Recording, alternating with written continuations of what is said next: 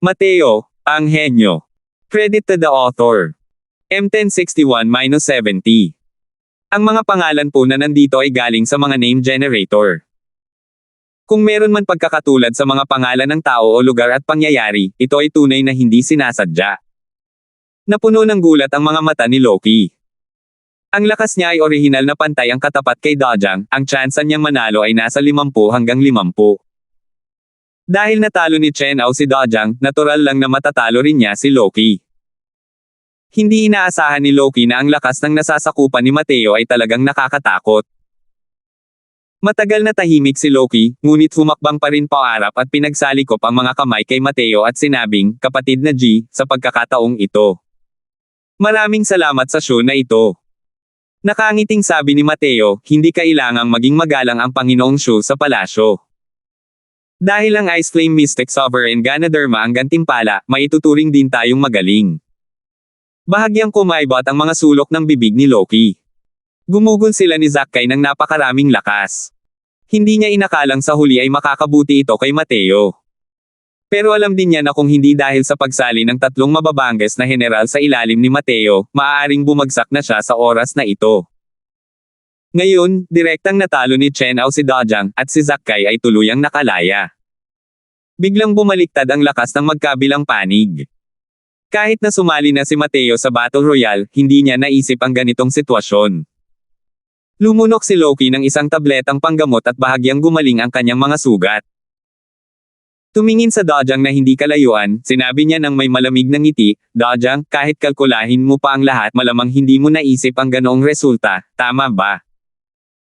Ang ekspresyon ni Dojang ay naging napakapangit at sinabi ng may malamig na pagsinghot, "Ang upuang ito ay labis na nabigo sa isang simpleng gawain ngayon.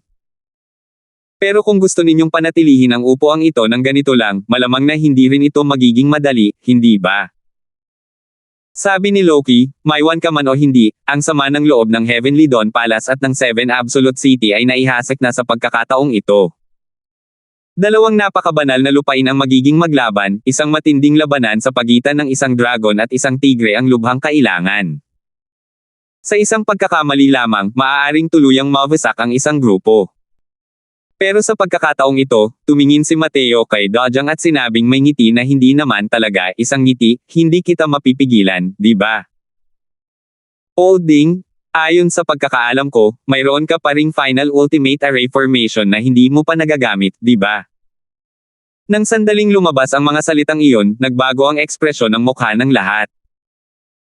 Ang pinakamalakas na array formation ni Zakai ay hindi ang Profound Heaven 9 Battles Formation, kundi ang Falling Rain Skymart Formation na ginamit niya noong kalaban niya si Lin Feng. Ang ganitong hanay ng mga hanay ay napakalalim. Noong panahong iyon, talagang nagdulot ito ng malaking problema para kay Lin Feng. Sa kasalukuyan, iniwan ni Lin Feng ang mga tao sa alikabok at matagal na inihagis si Zakai hanggang sa hindi na makita ang kanyang anino. Ngunit ang paggamit ng galaw na ito upang harapin si Dojang at ang iba pa ay sapat na. Umiling si Zakai at sinabing, kung gusto niya talagang tumakbo, hindi rin ito mapipigilan ng Falling Rain Skymart Formation. Natawa ng malakas si Dojang nang marinig iyon at sinabing, "G-Brat, iniisip mo ba na tanga ang matandang ito? Makikipaglaban ba ako hanggang sa huli kasama kayong lahat dito? Sige, hindi na ako sasama. Aalis na ang matandang ito. Kung sino man sa inyo ang gustong panatilihin ang matandang ito, subukan nyo." Kahit na malubhang nasugatan ni Chen Ao si Dojang, iyon ay sa pamamagitan lamang ng masalimuot na pagbabalak. Kung gagawin niya ito muli, tiyak na magiging maingat si Dojang at hindi bibigyan si Chen Ao ng anumang pagkakataon na samantalahin. Bukod pa rito, kung gusto ni Dojing na makatakas ng buong puso, napakahirap talaga itong pigilan. Ang kagustuhang pumatay ng isang Void Mystic Powerhouse, ay mas mahirap pa kaysa sa pag-akyat sa langit. Pagkatapos magsalita, ang figure ni Dojang ay agad na nag-iba bilang isang guhit ng umaagos na liwanag, gustong tumakas. Matandang Ao. Hindi na kailangan pang mag-utos si Mateo, lumapit na si Chen Ao para hadlangan. Muling naglaban ang dalawang tao sa isang malaking labanan. Sabi ni Mateo, "Holding, natural lang na hindi kayang pigilan ni Falling Rain Skymart Formation si Dojang. Pero kung ay didagdag pa ang array formation ko, mahihirapan siyang makatakas kahit pa magtubo ang mga pakpak niya." Ang kailangan mo na lang gawin ngayon ay ipagpaliban siya kasama si Old Au. Hindi mapigilan ni Zackay ang pagtingin kay Mateo nang may pagtataka, hindi sigurado kung saan nanggagaling ang kanyang kumpiyansa. Ngunit labis din niyang kinasusuklaman si Dojang at ayaw niya itong paalisan sa puntong ito. Agad siyang tumango. Tahimik na nabuo ang Falling Rain Skymark Formation at bumalot patungo sa Dojang Trio. Sa pakikipagtulungan ng hanay ni Zackay, agad na nabawasan ng malaki ang presyon kay Chen Ao. Para bang nahulog sa latian si Dojang at hindi talaga makaalis ng ilang sandali. Kung tungkol naman doon, mariing pinahinto rin ng tatlong Loki sina Yun Xiao at Jinpeng, hindi sila binigyan ng kahit kaunting pagkakataon na makatakas. Laika, tulungan mo akong ipagtanggol. Ako na ang gagawa ng porma sayon. Seryosong sabi ni Mateo. Opo, Batang Panginoon. Sa loob ng napakaraming taon, ito ang araw na pinakasaya ni Laika. Hindi niya kailanman pinangarap na makakatuntong siya sa Dao Profound Realm balang araw. Malabo kung maalala, noong nasa Crosswell Manor pa lang, hindi alam ni Laika kung anong klaseng konsepto ang Dao Profound Realm. Ngayon, matutulungan na niya sa wakas ang Young Master. Alam na ni Laika na hindi na ang Batang Panginoong ito ang orihinal na Batang Panginoon. Pero sa totoo lang, mas gusto niya ang Batang Panginoong ito. Ang batang amo na ito ay maamo, maalalahanin, magagalit sa kanya, at papatay pa ng tao. Noon, nakipaglaban si Mateo kay Tyson Linson, at hinamon niya ang buong Danwo Academy gamit lamang ang kanyang kapangyarihan. Paanong hindi matitinag si Laika? Noon, pumasok si Mateo sa kaibuturan ng walang hanggang kagubatan at nakaligtas sa panganib ng napakaliit. Ito ay para makahanap ng mga gamot para sa kanya. Paanong hindi mawawala ang loob ni Laika? Bukod pa rito, ang Batang Panginoong ito ay anak pa rin ng matandang Panginoon at ginang, tama ba? Kaya, siya pa rin ang kanyang Batang Panginoon. Tiningnan ni Laika ang abalang anyo ni Mateo, ang kanyang mapang-akit na mga mata ay gumagala sa paligid. Para tahimik niyang mapanood ang Young Master sa likuran niya, sapat na ito. Natural lang na hindi malalaman ni Mateo ang iniisip ni Laika. Ibinibigay niya ang lahat para maihanda ang hanay. Ang mga array formation ay mga bagay na kayang maglabas ng napakalaking kapangyarihan ng may kaunting puwersa. Bagamat hindi mataas ang cultivation realm ni Mateo, maaari siyang lubos na umasa sa mga array formation upang tumawid sa mga realm at patayin ang kalaban. Siyempre, sa kasalukuyan niyang lakas, ang pag-set up ng set ng array formation na ito ay napakalakas pa rin. Kung isasantabi ang malaking gastos, ang mas mahalaga ay masyadong mahaba ang oras na kailangan. Sa isang tunay na labanan, wala itong epekto. Ang Array Formations 3 volumes ni Lin Feng ay hango sa Vast Heaven Steel. Si Mateo ang Panginoon ng Vast Heaven Stone Steel at isa ring Tier 9 Formations Emperor. Natural lang na hindi gaanong mahirap intindihin ang Array Formations 3 volumes. Pagkatapos ng 3 tomo ng Array Formations, tiyak na nagkaroon si Lin Feng ng iba pang mga hindi inaasahang engkwentro, bago pa man niya maabot ang kanyang kasalukuyang antas. Ngunit ang Ozurican Founding Formation ay tunay ngang banal na hampas ng landas ng mga porma sayon. Ang kapangyarihan nito ay walang kapantay na nakakatakot. Nakaupo si Mateo sa Vast Heaven Stone Steel. Natural lang, hindi rin niya palalampasan ang pagkakataong maunawaan ang mga porma sayon ng array. Sa loob ng ilang taon, maraming beses na niyang natukoy ang Ozurican Founding Formation sa pamamagitan ng Vast Heaven Stone Steel, at ginawa na niya ito isa pang malaking hanay. Isang malaking hanay na sapat na para lipulin ang mga Void Mystic Powerhouse. Siyempre, ito ay isang bagay pagkatapos niyang makuha ang Sun Moon Heavenly Pupil. Pinagsama ni Mateo ang illusionary art ng Sun Moon Heavenly Pupil sa array formation na ito, dahilan para lalong lumakas ang kapangyarihan ng array formation na ito. Siyam-siyam na ilusionaryong espiritu sa langit na porma sayon ng pagpatay, anyo. Mahinang sigaw ni Mateo. Isang malaking hanay ang biglang nagliwanag at binalot ang lahat ng nasa loob. Sa sandaling nabuo ang hanay, bumagsak ang buong pagkatao ni Mateo. Ngunit biglang nagbago ang ekspresyon ni Zackay nang mautol niyang sabihin, Ito kaya ang Greater Ozurican Founding Divine Array ni Lin Feng. Para pag-usapan kung sino ang pinaka-nakaintindi kay Lin Feng sa mundong ito, tiyak na si Zackay iyon. Sa loob ng napakaraming taon, hinahabol niya ang mga yapak ni Lin Feng sa buong panahon.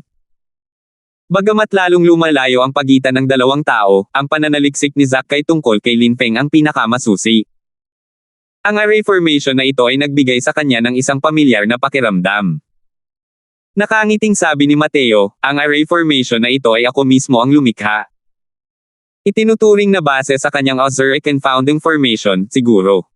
Gayunpaman, iba ito sa kanyang Greater Ozuric Confounding Divine Array. Sa loob ng hanay ng mga sundalo, biglang nakaramdam ng panlalabo ang tatlong Dojang sa kanilang harapan. Biglang naglaho ang lahat ng kalaban. 1062. Mutla si Dojang sa takot. Alam niyang nahulog siya sa isang ilusyon. Hindi ko alam kung ilang taon na ang nakalipas simula nang mahulog siya sa isang ilusyon. Nauunawaan ng mga Void Mystic Powerhouse ang makapangyarihang kapangyarihan ng batas at halos kayang makita ang halos lahat ng ilusyonaryong larangan. Pero ngayon, nahulog na nga siya sa isang ilusyon. Itong ilusyonaryong Pormasayon, kaya ba itong gawin ni Gibrat? Kailan pa naging ganito kay Tekot ang mga naabot na landas ng kanyang Pormasayon? Gulat na sabi ni Dojang. Base pa lang sa malaking hanay na ito sa harap niya, malamang nalampasan na ng antas ng landas ng Pormasayon ni Mateo si Zackay. Paano siya hindi mabibigla nito? Pagkatapos ng pagkamangha, malamig na tumawa si Dojang, gayunpaman. Ang pagnanais na mahuli ang upuang ito gamit lamang ang isang ilusyonaryong Pormasayon ay pagpapakasisa rin sa pinakamabangis na pantasya. Gaya ng sinabi niya, agad na bumukas ang Divine King Domain ni Dojang.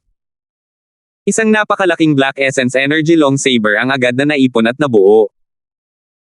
Kahit na ang landas ng iyong mga Pormasayon ay nauunawaan hanggang sa kaharian ng Void Mystic, ang iyong Cultivation Realm ay nasa ibaba pa rin yan. Hanggat ang upuang ito ay nababasag ang Pormasayon gamit ang lakas, hindi ako naniniwala na sa pamamagitan lamang ng mga katulad mo, mapipigilan mo ang upuang ito. Destructive Tyrant Saber. Gaya ng sabi niya, kinontrol ni Dojang ang mahabang sable. Taglay ang isang aura na sumulong ng may di matitinag na kalooban, tumawid ito sa isang punto sa kalawakan. Isang makapangyarihang Void Mystic Realm ang nag-focus sa lahat ng kanyang mga atake sa isang punto. Hindi mo ari ang kakilakabot ng atakeng ito. Ugong. Kasunod ng paglapag ng saber na ito, matinding pagyanig ang lumitaw sa Grand Array. Nang makita ni Dojang ang sitwasyon, isang bahid ng malamig na ngisi ang hindi sinasadyang sumilay sa gilid ng kanyang bibig. Ang resulta ay tunay ngang inaasahan niya. Hindi kayang tiisin ng malaking hanay na ito ang kanyang ganap na pag-atake. Bagamat sa buong Divine Realm, ilang tao ang nakayanan ng isang ganap na atake mula sa kanya. Habang siya ay nasisiyahan sa kanyang sarili, isang napakalakas na hangering pumatay ang biglang dumating sa isang kisap mata. Halos hindi makareact si Dojang sa tamang oras at agad na inilabas ang kanyang enerhiyang pangproteksyon sa pinakamataas na antas. Isang dagandong lamang ang narinig. Ang katawan ni Dojang ay parang saranggola na naputol ang tali, lumilipad ng paalang. Si Loki at ang iba pa na kasalukuyang nasa gitna ng matinding labanan ay nagulat sa hindi inaasahang eksenang ito at tumigil sa pakikipaglaban. Hindi makapaniwala silang tumingin sa eksenang ito. Paanong nasugatan ng malubha ang makapangyarihang Dojang nang hindi nangyari ang ganito? Sa kasalukuyan, si Dojang ay nakahiga sa lupa sa malayo, hindi alam ang kanyang buhay at kamatayan. Ngunit kung titingnan mula sa aura, siya ay napakahina na. Tiningnan ni Zackay si Mateo na parang nakakita ng multo. Hindi niya maintindihan kung bakit ang isang array formation na inilatag ng isang first level daw profound ay kayang malubhang makapinsala kay Dojang ng ganito kalaki. Ikaw. Ano ba talagang ginawa mo? Huminga ng malalim si Zackay at nagtanong. Nakakagulat talaga ang tagumpay na ito. Maging ang mukha ni Loki ay pabago-bago rin ang kislap ngayon. Simula na bumalik itong si Matthew, ang pakiramdam na ibinibigay niya sa mga tao ay talagang kakaiba. Isang nilalang na tulad ni Dojang, kahit pa kumilos ang pinakamalakas na powerhouse ng 8 dakilang super banal na lupain, hindi pa rin nila masasabing kaya nila siyang saktan ng ganoon kadali. Pero nagawa ito ni Mateo. Nagkibit balikat si Mateo at sinabing, hindi ako ang gumawa, kundi siya mismo ang gumawa. Inakala ng lalaking ito na matalino siya at inakala niyang kaya niyang basagin ang Pormasayon gamit ang lakas niya. Dahil dito, ginamit niya ang pinakamalakas niyang galaw at nasugatan ang sarili niya. Akala mo ba matalino ka? Hindi mo gagamitin ang ganitong paraan para basagin ang Pormasayon, tapos anong paraan ang gagamitin mo? Nagtatakang tanong ni Zakai. Ang aking 99 Illusionary Spirit Heaven Slaughter Formation ay hindi pa perpekto sa ngayon. Ang tungkulin ng Killing Array ay hindi pa gaanong malakas. Ngunit ang kapangyarihan ng Trapong Formation at Illusionary Formation ay hindi nagpapahintulot ng pagmamaliit. Dahil ang pangalan ay 99, ang Array Formation na ito ay palihim na sumasaklaw sa Heavenly daw.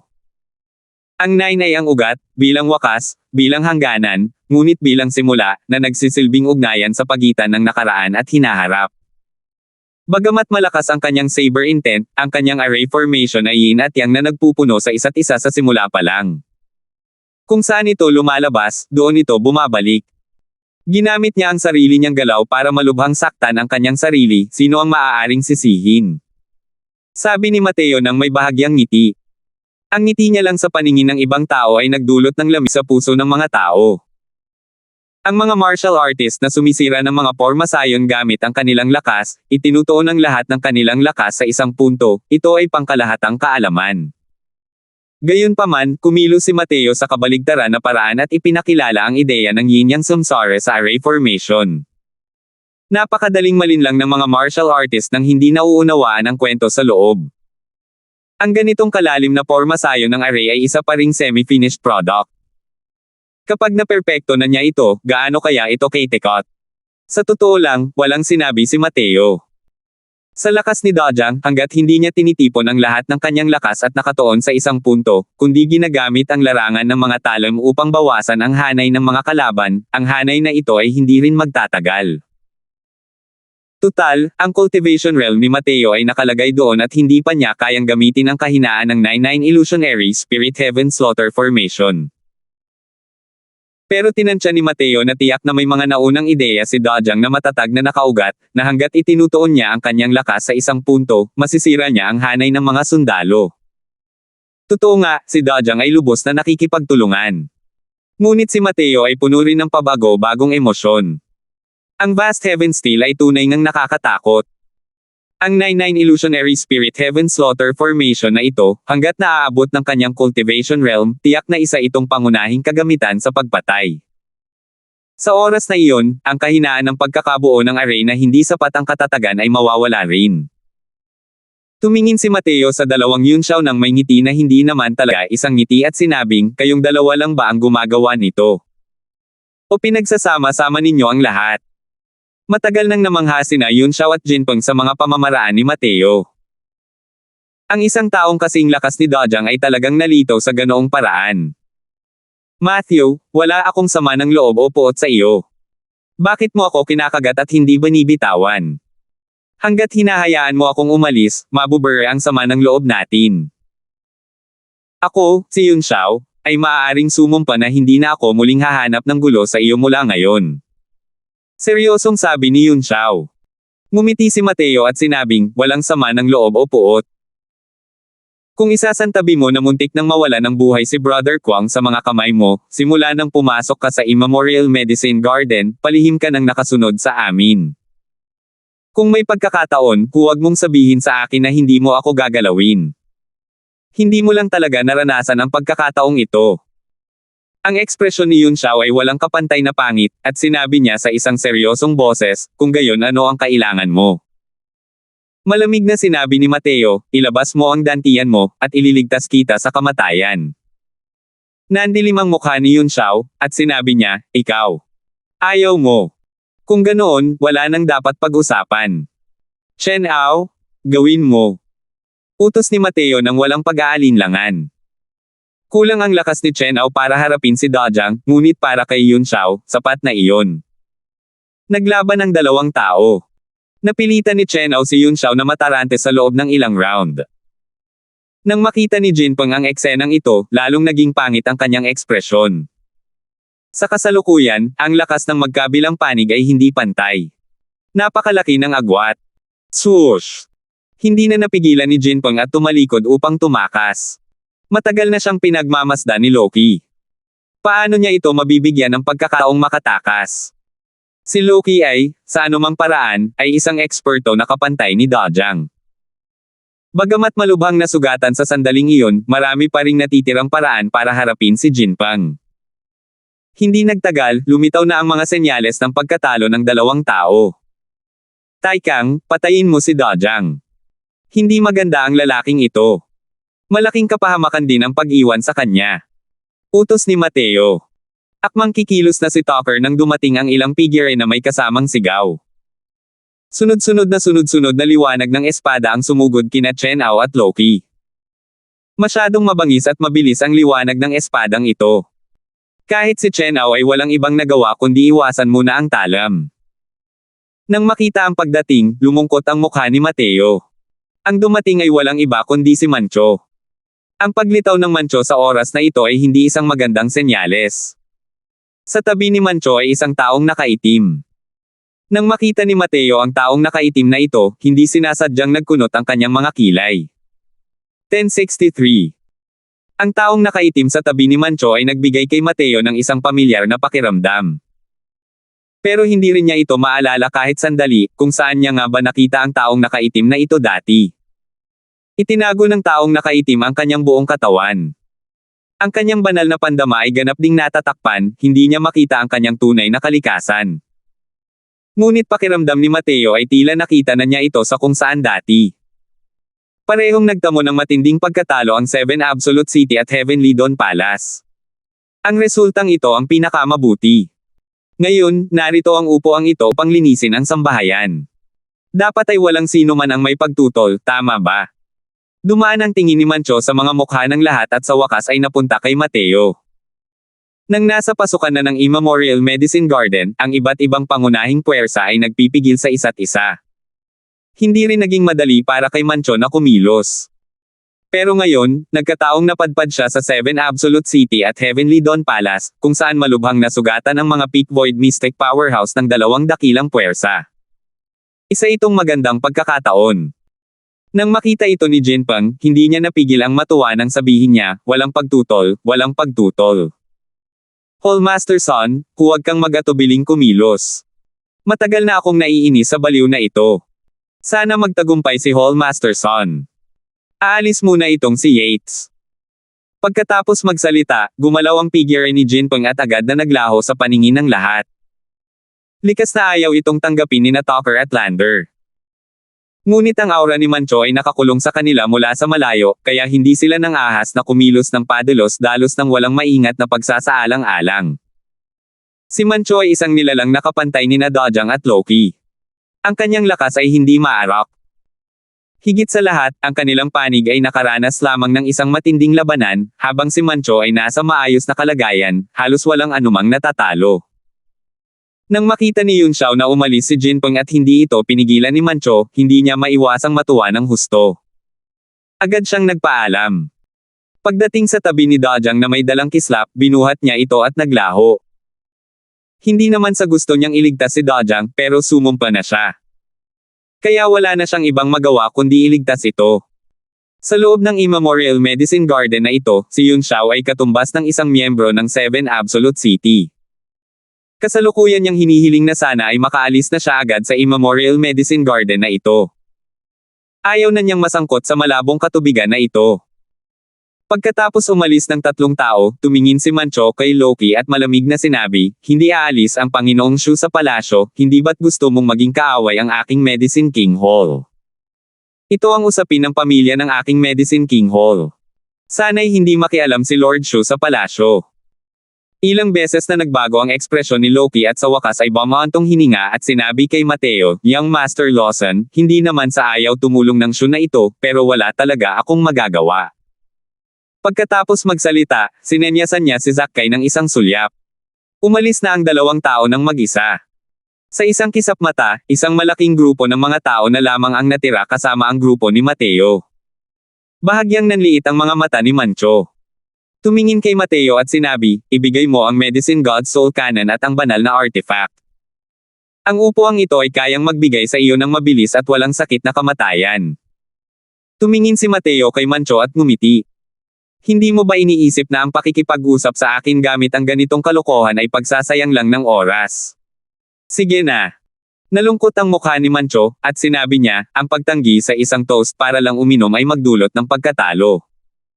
Itinaas ni Mancho ang kanyang mga kamay, at ilang guhit ng liwanag ng espada ang sumalakay kay Mateo.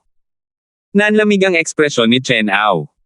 Nang buksan niya ang kanyang nasasakupan, agad nitong pinasabog ang ilang guhit ng liwanag ng espada.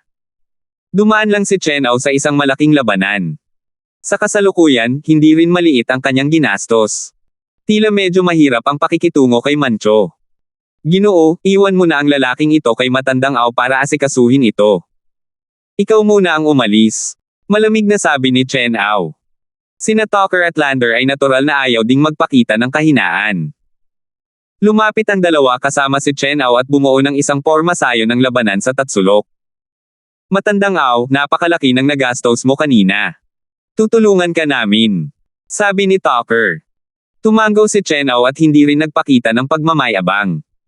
Kung pag-uusapan natin dati, para sa kanila na protektahan si Mateo, maaaring dahil pa rin iyon sa mga paghihigpit ng kontrata ng kaluluwa. Ngunit ngayon, silang tatlo ay tapat na nais na samahan si Mateo na umalis. Si Mateo ang nagbigay ng bagong buhay sa kanilang tatlo. Ginamit na ni Mateo ang kanyang kakayahan para lubos na makuha ang loob ng 3 taong ito. Siyempre, kasama pa rito si Alwin. Tumawa ng malamig si Mancho at sinabing, kung magkakasama kayong tatlo, sino ang nagpoprotekta sa batang ito?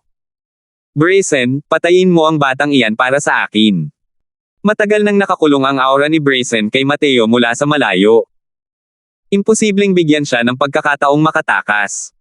Sa pagkakataong ito, humarang si Laika sa harap ni Mateo at sinabing, Young Master, umalis ka muna. Ako na ang bala sa kanya. Humarang din si Alwan sa harap ni Mateo na may mukhang determinado. Malinaw na naghanda na siya para mamatay. Iniabot ni Mateo ang kanyang kamay at kinatok ang ulo ni Laika. May mapangasar ng ngiti, sinabi niya, huwag kang magpanggap na matapang. Hindi ikaw ang katapat niya. Tumulo ang luha ni Laika, at may agam-agam niyang sinabi, Young Master, Laika. Wala pa ring silbi. Nakangiting sabi ni Mateo, kalokohan. Kung hindi dahil sa'yo, hindi ko talaga alam ang gagawin ko sa mga nagliliyab na yelong iyon. Sige, pumasok ka agad sa loob ng Vast Heaven Pagoda. Ayos lang ang Young Master. Pagkatapos magsalita, hindi na niya hinintay na sumang-ayon si Laika at direktang hinayla siya papasok sa Vast Heaven Pagoda. Little Junior Brother, hinihimok ko kayong tumigil na sa paglaban. Kahit na mayroon kayong ilang mga trick, ang kaunting puhunan na ito ay hindi pa rin sapat para makipaglaban sa kasalukuyang Medicine King Hall. Malamig na sabi ni Brazen. Tiningnan siya ni Mateo nang may ngiti na hindi naman talaga isang ngiti at sinabing, parang nahuli mo na ako. Hindi mo ba alam na mayroon akong banal na artifact? Gamit ang kasalukuyang lakas ni Mateo, posible pa ring makipaglaban kay Brazen hanggang sa tabla. Halos kapantay ng lakas ni Brazen si Wuzhan. Hindi madali para kay Mateo na gustuhin siyang patayin. Ngunit magagawa pa rin niyang protektahan ang kanyang sarili. Hindi natinag si Brazen at mahinahong sinabi, syempre alam ko. Kaya mong tiisin sa ilalim ng mga kamay ko. Pero paano naman ang iba? Silang tatlo ay parang mga palaso na sa dulo ng kanilang paglipad. Kahit na magtulungan sila, imposibleng maging katapat ni Hallmaster Son. Malamig na sabi ni Mateo, tama na ang kalokohan. Sige na. Nanlamig ang ekspresyon ni Brazen. Tumugod ang kanyang hangarin na gamitin ang espada patungo sa kalangitan. Mapayapang sayaw ng espada. Malamig na sigaw ni Brazen.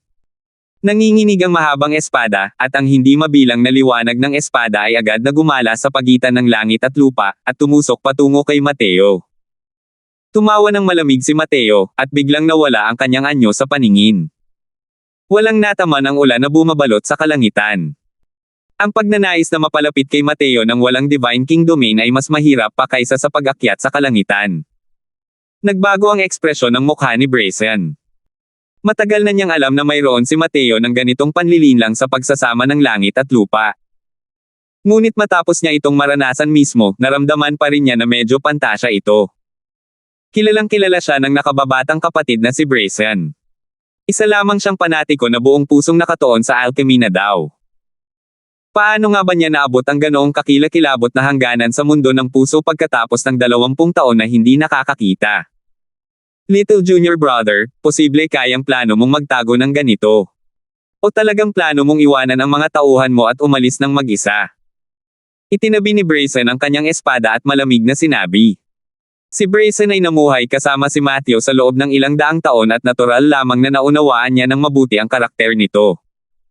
Si Matthew ay isang taong lubos na pinahahalagahan ang katapatan at pagkakaibigan. Kahit na malaki ang ipinagbago ng kanyang personalidad sa buhay na ito, imposibleng magbago rin ang puntong ito. Bagamat mga katulong lamang niya sina Chen Ao at ang iba pa, sa ilang salita lamang, masasabi rin ng isa na walang paraan para iwanan sila ni Mateo at umalis ng mag-isa. Tama ang hula niya. Natural na imposibleng umalis si Mateo. Dahan-dahan niyang ibinunyag ang kanyang anyo at tumingin kay Brayson nang nakangiti habang sinasabing, Brayson, naiintindihan mo ako ng husto. Pero may isang bagay na mali sa pagkakaintindi mo, naiintindihan din kita ng husto, samantalang ikaw. Hindi mo lubos na naiintindihan ang kasalukuyang ako. Dahan daw ang hinugot ni Mateo ang Star Moon Sword. Isang nakakatakot na layuning mag-espada ang kumawala. Nang makita ni Brayson ang eksenang ito, hindi mapigil ang magbago ng husto ang ekspresyon ng kanyang mukha. 1064. Sina Mancho, Chen Ao, at ang iba pa na kasalukuyang nasa gitna ng matinding labanan ay pawang nagpakita ng pagkamangha. Little Junior Brother, ikaw. Ikaw ay nasa first level daw profound pa lamang at talagang nakakaintindi ng Divine King Domain. Nanlaki ang mga mata ni Brayson at tumitig kay Mateo, puno ng gulat ang mga mata. Dahan daw ang iminulat ni Mateo ang dalawang mata at sinabing may bahagyang ngiti, Divine King Domain, di ba? Ito ay maituturing na isang mala-divine kind domain, siguro. Pero kung pag-uusapan ka, sapat na iyon. Sa mismong sandaling ito, isang kakaibang force field ang nabuo sa paligid ni Mateo. Ang force field na ito ay hindi naiiba sa mga Divine King Domain mula sa pananaw ng mga nakasaksi. Sa loob ng nasasakupan, tatlong kataas-taasang tunay na layunin ang naghalo ng may ganap na pagkakaisa, na bumubuo ng isang nakakatakot na kapangyarihan. Nang makita ang eksenang ito, hindi responsibilidad ni Brayson na hindi maantig. Akala niya noong una ay ang myriad soul extinction ang dapat na maging alas ni Mateo, at matagal na siyang naghanda. Dahil matagal na siyang apprentice ni Mateo, gaano man kalaki ang kakayahan ni Mateo, naramdaman ni Brayson na naiintindihan niya ito ng husto. Pero ngayon, sa wakas ay naintindihan na niya ang ibig sabihin ng sinasabi ni Mateo. Simula nang ibunyag ni Mateo ang kanyang pagkakakilanlan, bihira na niyang ipakita ang kanyang martial path cultivation sa labas ng mundo. Kahit noong huling beses na nakaharap niya si Carson, hindi na niya ito ipinakita noon. Sa tingin ng mga tao, si Mateo pa rin ang alchemist na tanging ang mystic arts lang ang maaasahan niya, ang banal na kaluluwa. Sa pagkakataong ito, kaya pa niyang lumikha ng tatlong Void Mystic Realm powerhouses. Pero walang mag-aakala na ang martial path cultivation ni Mateo ay ganito pala kataas. Ang pag-unawa ni Matthew sa mga konsepto, napakalinaw ni Brayson. 20 taon pa lamang ang lumipas, at ang pag-unawa ni Mateo sa mga konsepto ay talagang lubos na nagpayanig sa kanya. Ang ganitong bilis ng pag-intindi ay talagang medyo kakaiba, di ba? Bukod pa rito, kailan ba narinig na may nakaintindi sa isang Divine King Domain sa first level daw profound? Kunin mo ito. Mariing narinig ang walang pakialam na boses ni Mateo. Isang nakakatakot na kapangyarihan ang sumugod patungo kay Brayson. Ang tinatawag na kapangyarihan ng nasasakupan ay sa loob ng isang tiyak na hangganan, ako lamang ang naghahari ng kataas-taasan. Sa loob ng hangganan ng domain, ang martial artist ang tunay na hari. Tanging mga eksperto lamang na may parehong kapangyarihan ang nasasakupan ang maaaring magkaroon ng kwalipikasyon upang makipaglaban sa kanila. Gayunpaman, ang cultivation realm ni Mateo ay hindi sapat upang suportahan ang mga kapangyarihang domain. Mukhang makapangyarihan ang kanyang domain, ngunit sa katotohanan, hindi ito kasing kahanga-hanga ng isang tunay na domain. Gayunpaman, para sa mga ordinaryong eksperto ng Dao Profound na gustuhing talunin si Mateo, hindi pa rin ito sapat. Tatlong dakilang tunay na intensyon ang nagsanib, ang kapangyarihang pang-opensa ni Mateo ay halos walang kapantay. Ulan na bumabagsak sa nagkalat na alikabok. Hindi masasabing hindi malakas ang layunin ni Brayson na gumamit ng espada. Ngunit nang madikit ito sa maladyos na nasasakupan ni Mateo, agad itong nadodge. Nang makita ni Mateo ang eksenang ito, ngumiti siya at sinabing, Brayson, 20 taon na ang nakalipas, mukhang malayong malayo ang iyong pag-unlad sa kay Carson. Sa tingin mo ba ay may pag-asa kang harapin ako gamit ang mga galaw na ito? Hindi mapigilan ni Brazen ang pagkainis. Hindi niya akalain na sa loob ng 20 taon, si Mateo ay talagang nakakatakot sa ganitong antas.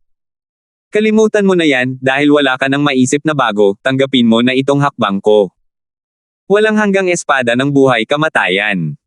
Natusok ang espada ni Mateo. Biglang nagbago ang ekspresyon ng mukha ni Brazen. Ang konsepto ng pagpatay ay namuno sa kamatayan, ang konsepto ng pagpaso ay namuno sa buhay, habang ang konsepto ng espada ay ang gulong na kumokontrol sa buhay at kamatayan. Ginamit ni Mateo ang Asher Deeper Floating Zero Sword bilang ehe at perpektong pinag-isa ang konsepto ng pagpatay at konsepto ng apoy. Ang lakas ng espadang ito ay walang kapantay na kahanga-hanga mula simula hanggang katapusan. Kahit na lakas na first level daw profound lang ang taglay ni Mateo, nang makita ni Brazen ang eksenang ito, nakaramdam siya ng hindi niya kayang gumamit ng puwersa para malampasan ito. Dalawang uri ng magkasalungat na konsepto na magkakaugnay, ngunit ang dalawa ay magkatugma. Dahil dito, parang nahati ang isip ni Brazen. Swoosh! Swoosh! Habang binubuga ang espada, agad itong dumating sa harap ni Brazen. Labis na namangha si Brazen at tuluyang nailabas ang lahat ng kakayahan niya sa buong buhay niya. Ugong. Dalawang sinag ng liwanag ng espada ang nagtatagpo, para lamang makita ang katawan ni Brazen na lumipad palabas ng pabaligtad na parang bola ng kanyan. Nahirapan din si Mateo, katulad din ng pagbagsak palabas ng paatros. Pero ang espadang ito, malinaw na si Mateo ang nanalo. Nakabawi si Mateo dahil sa lakas ng recoil, habang hindi naman napigilan ni Brazen ang nakakatakot na espada ni Mateo. Dahil perpektong napagsasama ni Mateo ang tatlong uri ng pinakamataas na tunay na intensyon, ito ay lubos na salamat sa Vast Heaven Steel. Simula nang buksan ni Mateo ang Vast Heaven Steel gamit ang Emperor Chi, natuklasan niya na ang lugar na ito ay isang tunay na kayamanan. Sa loob ng espasyo ng Vast Heaven Steel, ang bilis niya sa pag-unawa sa mga konsepto ay talagang hindi kayang abutin ng langit. Sa panahong ito, naunawaan ni Mateo ang konsepto ng Asher Deeper Floating Zero Sword hanggang sa ika-8 yugto ng walang karagdagang pagsisikap, pagkatapos ay naunawaan ang Slaughter Supreme True Intent hanggang sa ika-7 yugto. Kahit ang pinakamasamang Scorching Supreme True Intent, naunawaan din ito ni Mateo hanggang sa ika-3 yugto. At sa loob ng espasyo ng Vast Heaven Steel, matagumpay na pinagsama ni Mateo ang tatlong uri ng kataas-taasang tunay na intensyon, at nagkaroon ng paunang pag-unawa sa Divine King Domain. Ang ganitong uri ng pagpapabuti ay maaaring gamitin sa pagmamalabos upang ilarawan. Sa wakas ay nalaman na ni Mateo kung bakit nagawang lumaki ni Fang ang isang nakakatakot na makapangyarihang nilalang. Gamit ang Vast Heaven Steel, ang anumang Void Mystic Realm ay lubos na madali. Sa pag-activate ng Vast Heaven Steel, tila nagbukas si Mateo ng isa pang malaking pinto. Sa likod ng malaking pintong ito ay kayang palawakin ang kanyang kakayahang umintindi hanggang sa hangganan. Gayunpaman, medyo mababa pa rin ang Essence Energy Realm ni Mateo sa huli. Kahit na matalo niya si Brazen, hindi pa rin niya ito kayang bigyan ng nakamamatay na suntok. Hahaha. Si Ginoong Ginoo ay si Ginoong Ginoo. Talagang napakalakas. Malalim ang unang antas na daw at kayang umunawa ng isang Divine King Domain, malamang si Ginoong Ginoo ang unang tao ng buong Divine Realm. Sabi ni Tucker sabay tawa ng malakas. Makapangyarihan si Ginoo. Sa halip, kami ang humamak sa kanyang kamahalan. Hindi pangkaraniwang tuwa rin ang nararamdaman ni Lander. Hindi napigilan ni Chen Ao ang kanyang tuwa at sinabing, Ginoo, napakakakaiba mo talaga. Talagang may matatalas na mata si Elder Trenton na parang nagliliyab na mga sulo, para makahanap ng kahalili na katulad mo. Mahigpit na napigilan ni Mancho ang tatlong tao noong una. Ngunit dahil si Mateo ay talagang nagpapakita ng di magagaling na kapangyarihan, bawat isa sa kanila ay parang tinurukan ng mga stimulant, ang kanilang mga espiritu ay tumataas ng husto ng sabay-sabay. Sa loob ng ilang panahon, nakipaglaban sila kay Mancho hanggang sa maging pantay ang kanilang husay at lakas. Ang tatlong tao ay pawang mga taong may napakalawak na karanasan sa pakikipaglaban. Pinigilan ni Chen Ao si Mancho habang sina Tucker at Hulo ang responsable sa panggugulo sa kanila. Dahil din dito, makapangyarihan ang Divine King Domain ni Chen Ao. Halos pinakawalan ni Chen Ao ang Divine King Domain hanggang sa limitasyon nito. Ang domain ng tubig ay may napakalaking inklusibong katangian at maaaring magbago sa napakaraming anyo. Tunay itong napakayaman sa lakas ng pakikipaglaban. Kung ipapalit mo ang iba para makipagtransaksyon kay Mancho, matagal na sana silang matatalo niya. Itinaas ni Mateo ang kanyang espada at humakbang pasulong, naghahandang sumugod muli kay Brazen nang sa wakas ay gumalaw ang taong nakaitim. Hindi ko rin napansin na may gumagalaw pala siya. Sa isang kisap mata, nauna na siyang nakarating kay Mateo. Ugong. Isang suntok na walang kahit kaunting kislap ang direktang tumama sa mala Divine King domain ni Mateo. Power! Sa mukha si Mateo ng sariwang dugo at agad na tumakbo palabas paatros. Sa taong nakaitim na ito, talagang pinagtuunan ni Mateo ng pansin ang lahat. Ngunit hindi rin niya inisip na ang lakas ng taong nakaitim na ito ay talagang napakalakas. Ang malalaman na katawan ni Mateo ay napakalakas. Kaya naman, nahalata niya na ang suntok na ito kanina ay ganap na eksplosibong kapangyarihan ng malalaman na katawan at hindi isang essence energy martial technique. Bukod pa rito, ang kanyang bilis ay napakabilis. Hindi ito isang movement martial technique, kundi isang ganap na kapangyarihang may kakaibang katangian, na siyang dahilan kung bakit hindi kapani-pani walang mabilis ang kanyang mga galaw. Gumapang si Mateo para tumayo. Iniabot ang kanyang kamay para panasan ang sariwang dugo sa gilid ng kanyang bibig, tiningnan niya ang taong nakaitim at malamig na sinabi, "Nagkita na ba tayo dati?" 1065. Ako nga, ano ba ang hinihingi ng isang taong katulad mo na malapit ng mamatay? Pagkatapos magsalita, ang taong nakaitim ay malinaw na nakatayo pa rin sa kanyang kinatatayuan nang marinig ang malakas na hangin na may kasamang sipol. Ugong. Ang lupa sa likod mismo ni Mateo ay nawasak ng isang malaking bunganga. Ngunit para kay Mateo, sumanib siya sa langit at lupa, at ang kanyang anyo ay nawala sa paningin. Hey, pagsasama sa langit at lupa. Kakaunting panlilin lang. Malamig na tumawa ang lalaking nakaitim, at muling naglaho ang kanyang anyo. Nang sumunod na sandali, isang nakakatakot na alon ang nagmula sa kawalan. Ugong. Bigla na lang napatalsik si Mateo palabas ng kawalan ng lalaking nakaitim na iyon. Ginoo! Nang makita ng tatlong Chenao ang eksenang ito, hindi mapigilan ng bawat isa sa kanilang mga mukha ang magbago ng husto.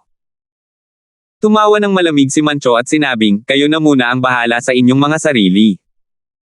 Sinamantala ang pagkakataong ito, mariing pinigilan ni Mancho ang tatlong tao ng sabay-sabay. Sa ilalim ng kanyang Divine King domain, ang Divine King domain ng Trio Chenao ay napigilan hanggang sa natira na lamang ang isang napakaliit na bahagi ng lugar.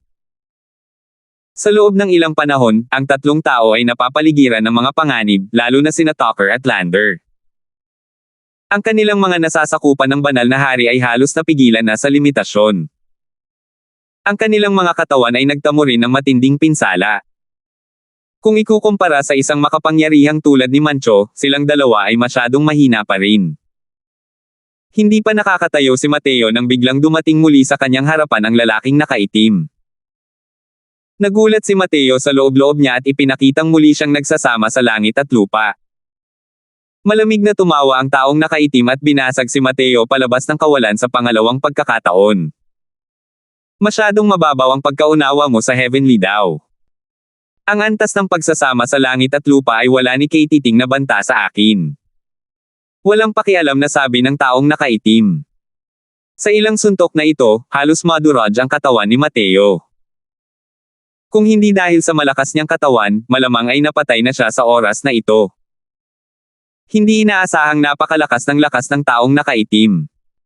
Bukod pa rito, ang taong nakaitim na ito ay hindi kailanman gumamit ng kahit kaunting kapangyarihan hanggang ngayon.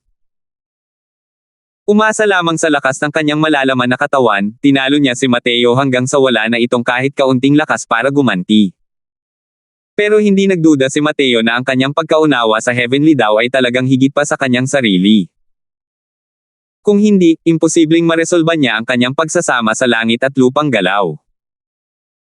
Hanggang sa sandaling to, ito ang unang pagkakataon na nakatagpo si Mateo ng isang taong kayang lutisin ang kanyang galaw na ito. Masyadong malakas ang taong nakaitim na ito. Dahan-dahang naglakad ang lalaking nakaitim at nakarating sa harap ni Mateo. Malamig niyang sinabi, "Jeje, batang lalaki, humanda ka ng mamatay. Biglang iwinaksi ng lalaking nakaitim ang kanyang kamao at sumugod kay Mateo. Ang suntok na ito ay mayroong napakalakas na momentum at hindi kapani-paniwalang lakas. Para bang kaya nitong basagin ang espasyo. Ngunit sa sandaling iyon, isang nakakatakot na kapangyarihan ang lumabas sa katawan ni Mateo. Damugong. Lumipad pa atras ang katawan ng taong nakaitim. Gayunpaman, maayos naman ang kalagayan niya. Yee! Ito ba ay sagradong token ng dragon? Hindi mo ba masasabing mababaw ang kapalaran ng batang ito? Gayunpaman, makakabuti ito sa upuang ito. Malakas na tinanggap ang atake ng Sacred Dragon Token, ang taong nakaitim ay tila hindi naapektuhan, at masayang nagsalita pa rin. Lumungkot ang mukha ni Mateo. Ang pakiramdam na ibinigay sa kanya ng lalaking ito ay parang isang malaking bundok, hindi makagalaw kahit kaunti. Gayunpaman, habang tumatagal ang palitan nila ng suntok, lalo pang natitiyak ni Mateo na talagang nakilala na niya ang lalaking ito dati. Ang mga bagay lang na ibinunyag ng taong nakaitim ay napakaliit, kaya hindi niya kayang husgahan ang lahat. Gusto pa ring kumilos ng taong nakaitim. Sa sandaling iyon, ang kailaliman ng Immemorial Medicine Garden ay naglabas ng isang nakasisilaw na liwanag. Isang nakakatakot na presyon ang agad na kumalat sa buong Immemorial Medicine Garden.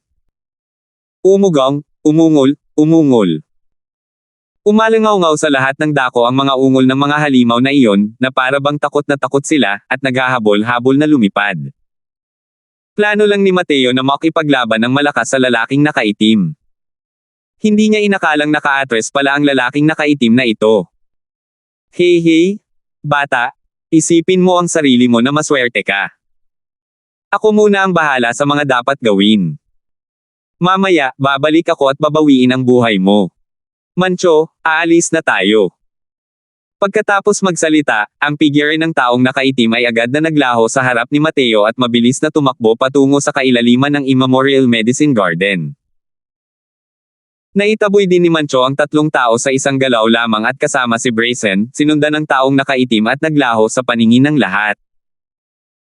Nang makitang umaatres sina Mancho at ang iba pa, nakahinga rin ng maluwag ang tatlo ni Chen Ao. Kasama si Chen Ao, lahat sila ay pilit na kumakapit doon ng may kaunting lakas ng loob. Sa oras na ito, sa sandaling humupa ang presyon sa kanilang mga katawan, bawat isa sa kanila ay hingal na hingal. Ginoo, ayos lang po ba kayo? Tanong ni Chen Ao. Kumaway si Mateo at sinabing, ayos lang ako. Gamitin ninyo ang oras para mabawi ang enerhiya ng asensya. Mukhang hindi maganda ang itsura ng Immemorial Medicine Garden na ito. Ginoo, mayroon bang Divine Rank Spirit Medicine na nabuo? Sa ganitong kalakas na essence energy alon-alon, hindi ito kayang maabot ng tier 9 na Spirit Medicines. Tanong ni Tucker. Malamig na ngumisi si Mateo at sinabing, siguro. Pero sa tingin ko ay malamang na hindi ito isang malad na bagay. Nang marinig iyon ni Tucker at ng iba pa, hindi sinasadyang nanlamig ang kanilang mga puso at nagsimula silang mabawi ang enerhiya ng asensya. Ang nakakatakot na alon na ito ay kumalat sa buong Immemorial Medicine Garden sa isang iglap. Ang mga tiwangwang na halimaw at mga espiritu ng medisina ay tila nakatanggap ng matinding estimulasyon, lahat ay naging hindi mapakali at hindi mapakali. Sa simula, ang mga tiwangwang na halimaw at mga espiritu ng medisina na ito ay may kanya-kanyang teritoryo. Ngunit sa kasalukuyan, tila sila ay nagkakaroon ng malaking paglipat, at umaalis sa kanilang mga teritoryo. Hahaha. Sa wakas ay nabuo na ang Divine Rank Spirit Medicine. Kapag nakakuha na ako ng Divine Rank Spirit Medicine, makakaakyat ako sa langit ng sabay-sabay at magiging supreme powerhouse ng Divine Realm. Hinahanap ang kayamanan sa gitna ng panganib. Ito ay isang Divine Rank Spirit Medicine. Marahil ako ang unang taong makakarating sa Deity Realm sa loob ng 100,000 taon na ito. Divine Rank Spirit Medicine. Dapat isa itong Divine Rank Spirit Medicine. Ang alanalong ito, bukod sa Divine Rank Spirit Medicine, wala nang ibang posibilidad. Akin ang Divine Rank Spirit Medicine. Ang mga martial artist na pumasok sa Immemorial Medicine Garden ay tila nasa isang baliw na estado. Ang pangakit ng isang divine rank spirit medicine ay talagang napakalakas. Sa loob ng 100,000 taon na ito, ang deity realm ay palaging isang napakasensitibong paksa. Hanggat may mga bagay na may kaugnayan sa deity realm na nabubuo, tiyak na magkakaroon ng madugong pagpatay. Hindi rin exception ang pagkakataong ito. Paano pa rin nababahala ang mga martial artist na iyon sa anumang panganib, na sabay-sabay na sumusugod patungo sa kailaliman ng Immemorial Medicine Garden? Sa isang lugar sa loob ng rehiyon na 1,000,000 taon, may malamig na ngiti sa mukha si Wusan habang sinasabi niya, Tio 13, sinabi ko na sinasadya tayong lokohin ni Matthew, di ba? Nakakatakot na essence energy wave, ano pa ba yun kung hindi isang divine rank spirit medicine? Sinasabi pa rin niyang huwag tayong makialam sa magulong sitwasyon. Hey, malamang umaasa siya na mababawasan ang isa niyang kakumpetensya, di ba? Ngunit bahagyang nag-aalangan ang mukha ni Sword 13 nang sabihin niya, tingnan mo ang mga halimaw na iyon. Tila bawat isa sa kanila ay tumatakas para sa kanilang buhay. Kahit ang mga espiritu ng medisina ay umiiwas din na parang salot. Pagkarinig ni Wusan, agad niyang tinadyakan ang kanyang paa at sinabing, hay nako, Tio 13. Paano madaling makakuha ng mga gamot para sa banal na ranggo ng espiritu? Ang mga tiwangwang na halimaw at mga espiritu ng medisinang iyon, kinatatakutan nila ang gamot para sa banal na ranggo ng espiritu. Kaya sila tumatakas. Pero para sa amin na mga martial artist, maaaring ito na lang ang tanging pagkakataon para makamit ang pagiging Diyos. Nanginig ang buong katawan ni Sword 13. Sa huli, naantig pa rin siya sa huling sinabi ni Wusan. Ang tukso na makamit ang deity realm, walang makakapigil dito. Sige. Nalungkot ang mukha ni Sword 13 nang sabihin niya ito. Tuwang-tuwa si Wusan at dali-daling nakisabay. Sa isang tagong sulok ng rehiyon ng 500,000 taon, isang lalaking nasa katanghaliang gulang ang dahan-daang nagmulat ng kanyang mga mata, ang kanyang mga mata ay naglalabas ng mga sinag ng makinang na liwanag. Sa wakas ay nabuo na. Ang banal na antas ng espiritong gamot na ito, ako, si Terrio Carter, ay dapat makuha ito. Katulad ng mga eksena ang kasalukuyang nangyayari sa Immemorial Medicine Garden. Hindi kumilos ang bawat isa sa mga powerhouse para ipaglaban ang mga bihirang spirit medicine na iyon. Ang kanilang target ay ang divine rank spirit medicine na ito. 1066. Dahil sa mga halimaw at mga espiritu ng medisina na tumatakas kung saan-saan, naging maayos ang buong ruta ng walang anumang sagabal. Ang mga martial artist na ito ay halos hindi nakaranas ng maraming balakid at nakarating sa kailaliman ng Immemorial Medicine Garden. Ang lugar na ito ay lumampas na sa rehiyon ng 1,000,000 taon at kabilang sa pinakamalalim na lugar ng Immemorial Medicine Garden. Kung hindi dahil sa mga abnormal na aktibidad sa pagkakataong ito, halos imposibleng makarating dito ang mga martial artist. Nabawi ni Mateo at ng kanyang grupo ang kanilang lakas at sinundan din ang pangunahing puwersa at pumasok sa rehiyon na hindi pa nila natatapakan noon. Tingnan ninyo. Iyan ay isang 500,000 taong gulang na wisteria cord. Iyan ay isang 300,000 taong gulang na gold antelope wisp. Napasigaw sa gulat ang lahat ng martial artist. Ang bahaging ito ng rehiyon ay puno ng mga napakatandang gamot sa espiritu kahit saan. Ang mga gamot na ito na may espiritu ay kailangang gumawa ng matinding pagsisikap sa mga panlabas na rehiyon bago pa man ito masagasaan ng isang tao, at mawalan pa ng buhay dahil dito. Ngunit dito, makikita ang mga ito kahit saan. Pero sa oras na ito, wala talaga silang balak na anihin ang mga spirit medicine na ito. Nagtakbuhan ang lahat patungo sa lugar kung saan pinakamatindi ang mga alon ng enerhiya ng asensya. Ayaw nilang mahuli sa iba. Kasunod ng pagpasok ng mga tao sa kaibuturan, ang mga alon ng enerhiya ng asensya ay lalong lumakas. Ang ilang martial artist na natigil sa pasukan ng isang realm ay direktang nakalusot sa mga cultivation realm sa ilalim ng epekto ng pagdagsa ng enerhiya ng asensya. Ang ganitong kalapat na enerhiya ng asensya ay lalong nagpalakas sa paniniwala ng lahat. Ang nabuo sa pagkakataong ito ay tiyak na isang divine rank spirit medicine. Si Mateo, na kasalukuyang naglalakad, ay kumunat ang kanyang noo at huminto. Ano iyon, Ginoo? Tanong ni Lander. Tumulong kayong lahat sa pagbabantay sa akin. Hindi na mapipigilan ang aking cultivation sa ilalim ng pag-agos ng enerhiya ng asensya na ito. Sabi ni Mateo. Nang marinig ito ni Chen Ao at ng iba pa, hindi nila napigil ang matuwa ng husto. Agad na nakahanap ang lahat ng liblib na lugar, at nagsimulang magtago si Mateo. Matagal nang nasa first level daw profound si Mateo. Kasunod ng mabilis na pag-unlad ng kanyang pag-unawa sa mga konsepto, ang kanyang essence energy ay matagal nang umabot sa tugatog ng first level daw profound. Dahil sinugod ng pag-agos ng marahas na enerhiya ng asensya, hindi na makontrol ang kanyang cultivation realm at malapit nang makarating sa second level daw profound. Pagkatapos ng 2 oras, ang Emperor Qi sa ibabaw ng Essence Energy Sea ni Mateo ay umalangaw-ngaw at naging mahigit 10 beses na mas makapal kaysa dati. Sok-sok! Ang second level daw profound ng kanyang kamahalan, kung isasantabi ang pag-unawa sa mga konsepto, hindi ito nakahihigit sa peak initial stage daw profound ng mga ordinaryong martial artist.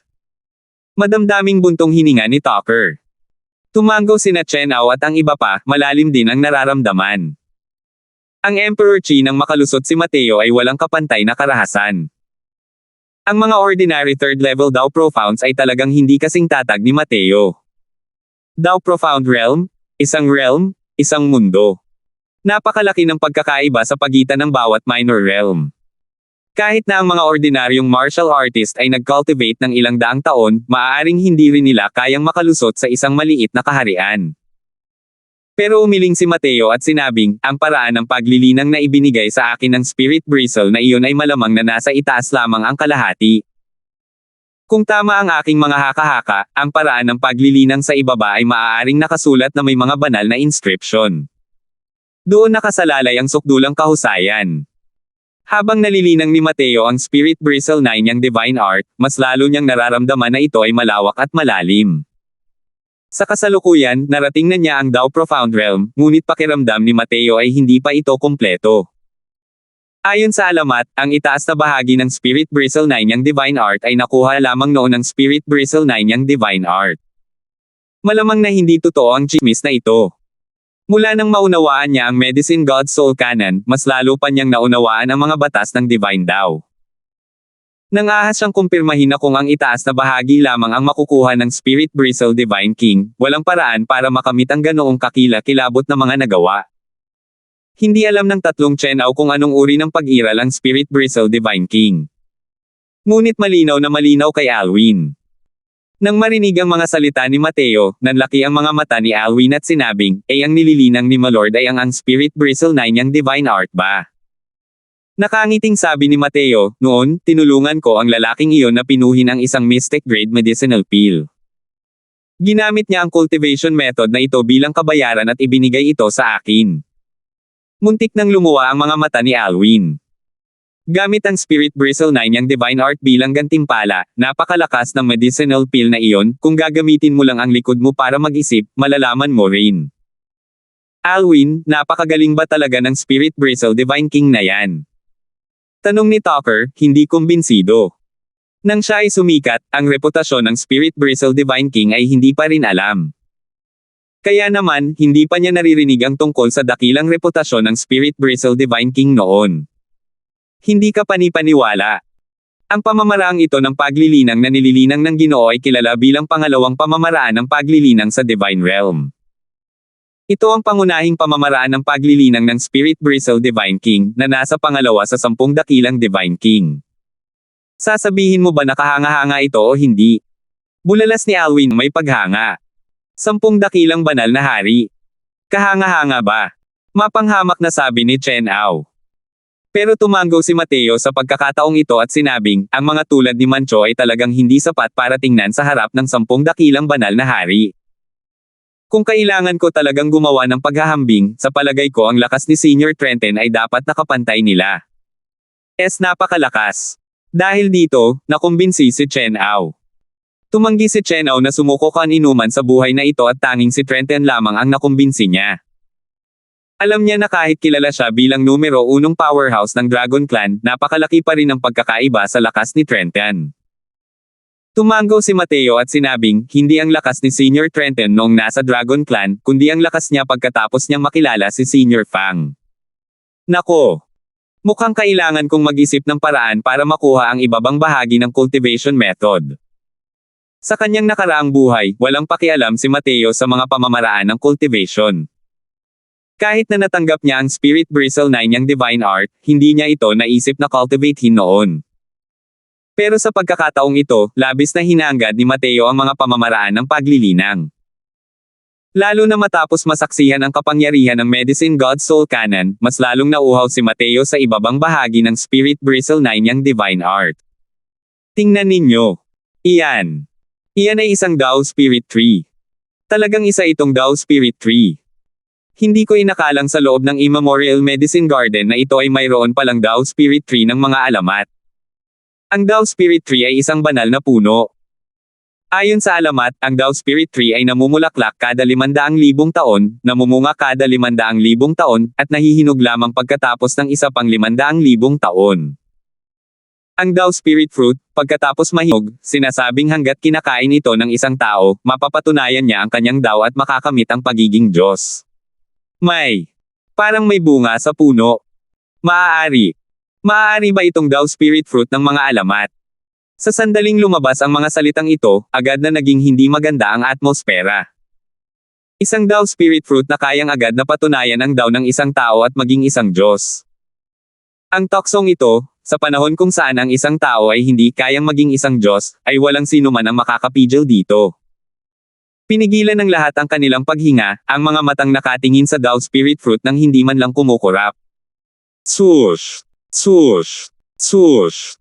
Hindi na nakapagpigil pa ang ilang figure at tumakbo palayo patungo sa Dao Spirit Tree. Ang mga kalakasan ng iilang taong ito ay napakalakas. Ang pinakamahina ay isang eksperto sa Divine King Realm. Paanong nahuhuli ang iba? Nang makita ang ilang taong ito na sumugod patungo sa Dao Spirit Fruit, bawat isa sa kanila ay mabilis na tumakbo na parang hangin. Swoosh! Swoosh! Swoosh! Ilang guhit ng malalakas na apoy ang dumaan. Ang ilang eksperto ng Divine King na unang sumugod patungo sa Dao Spirit Fruit ay agad na nasunog at naging lumilipad na abo. May isang malaking hanay na nagpoprotekta. Ang Dao Spirit Tree na ito ay may isang malaking hanay na nagpoprotekta. Lahat, huwag kayong sumulong. Malakas na sigaw ng isang tao. Ngunit huli na ang lahat. May ilang taong nakasunod ng malapitan at hindi na makabalik sa nakaraan, at katulad din na natupok ng napakalaking hanay.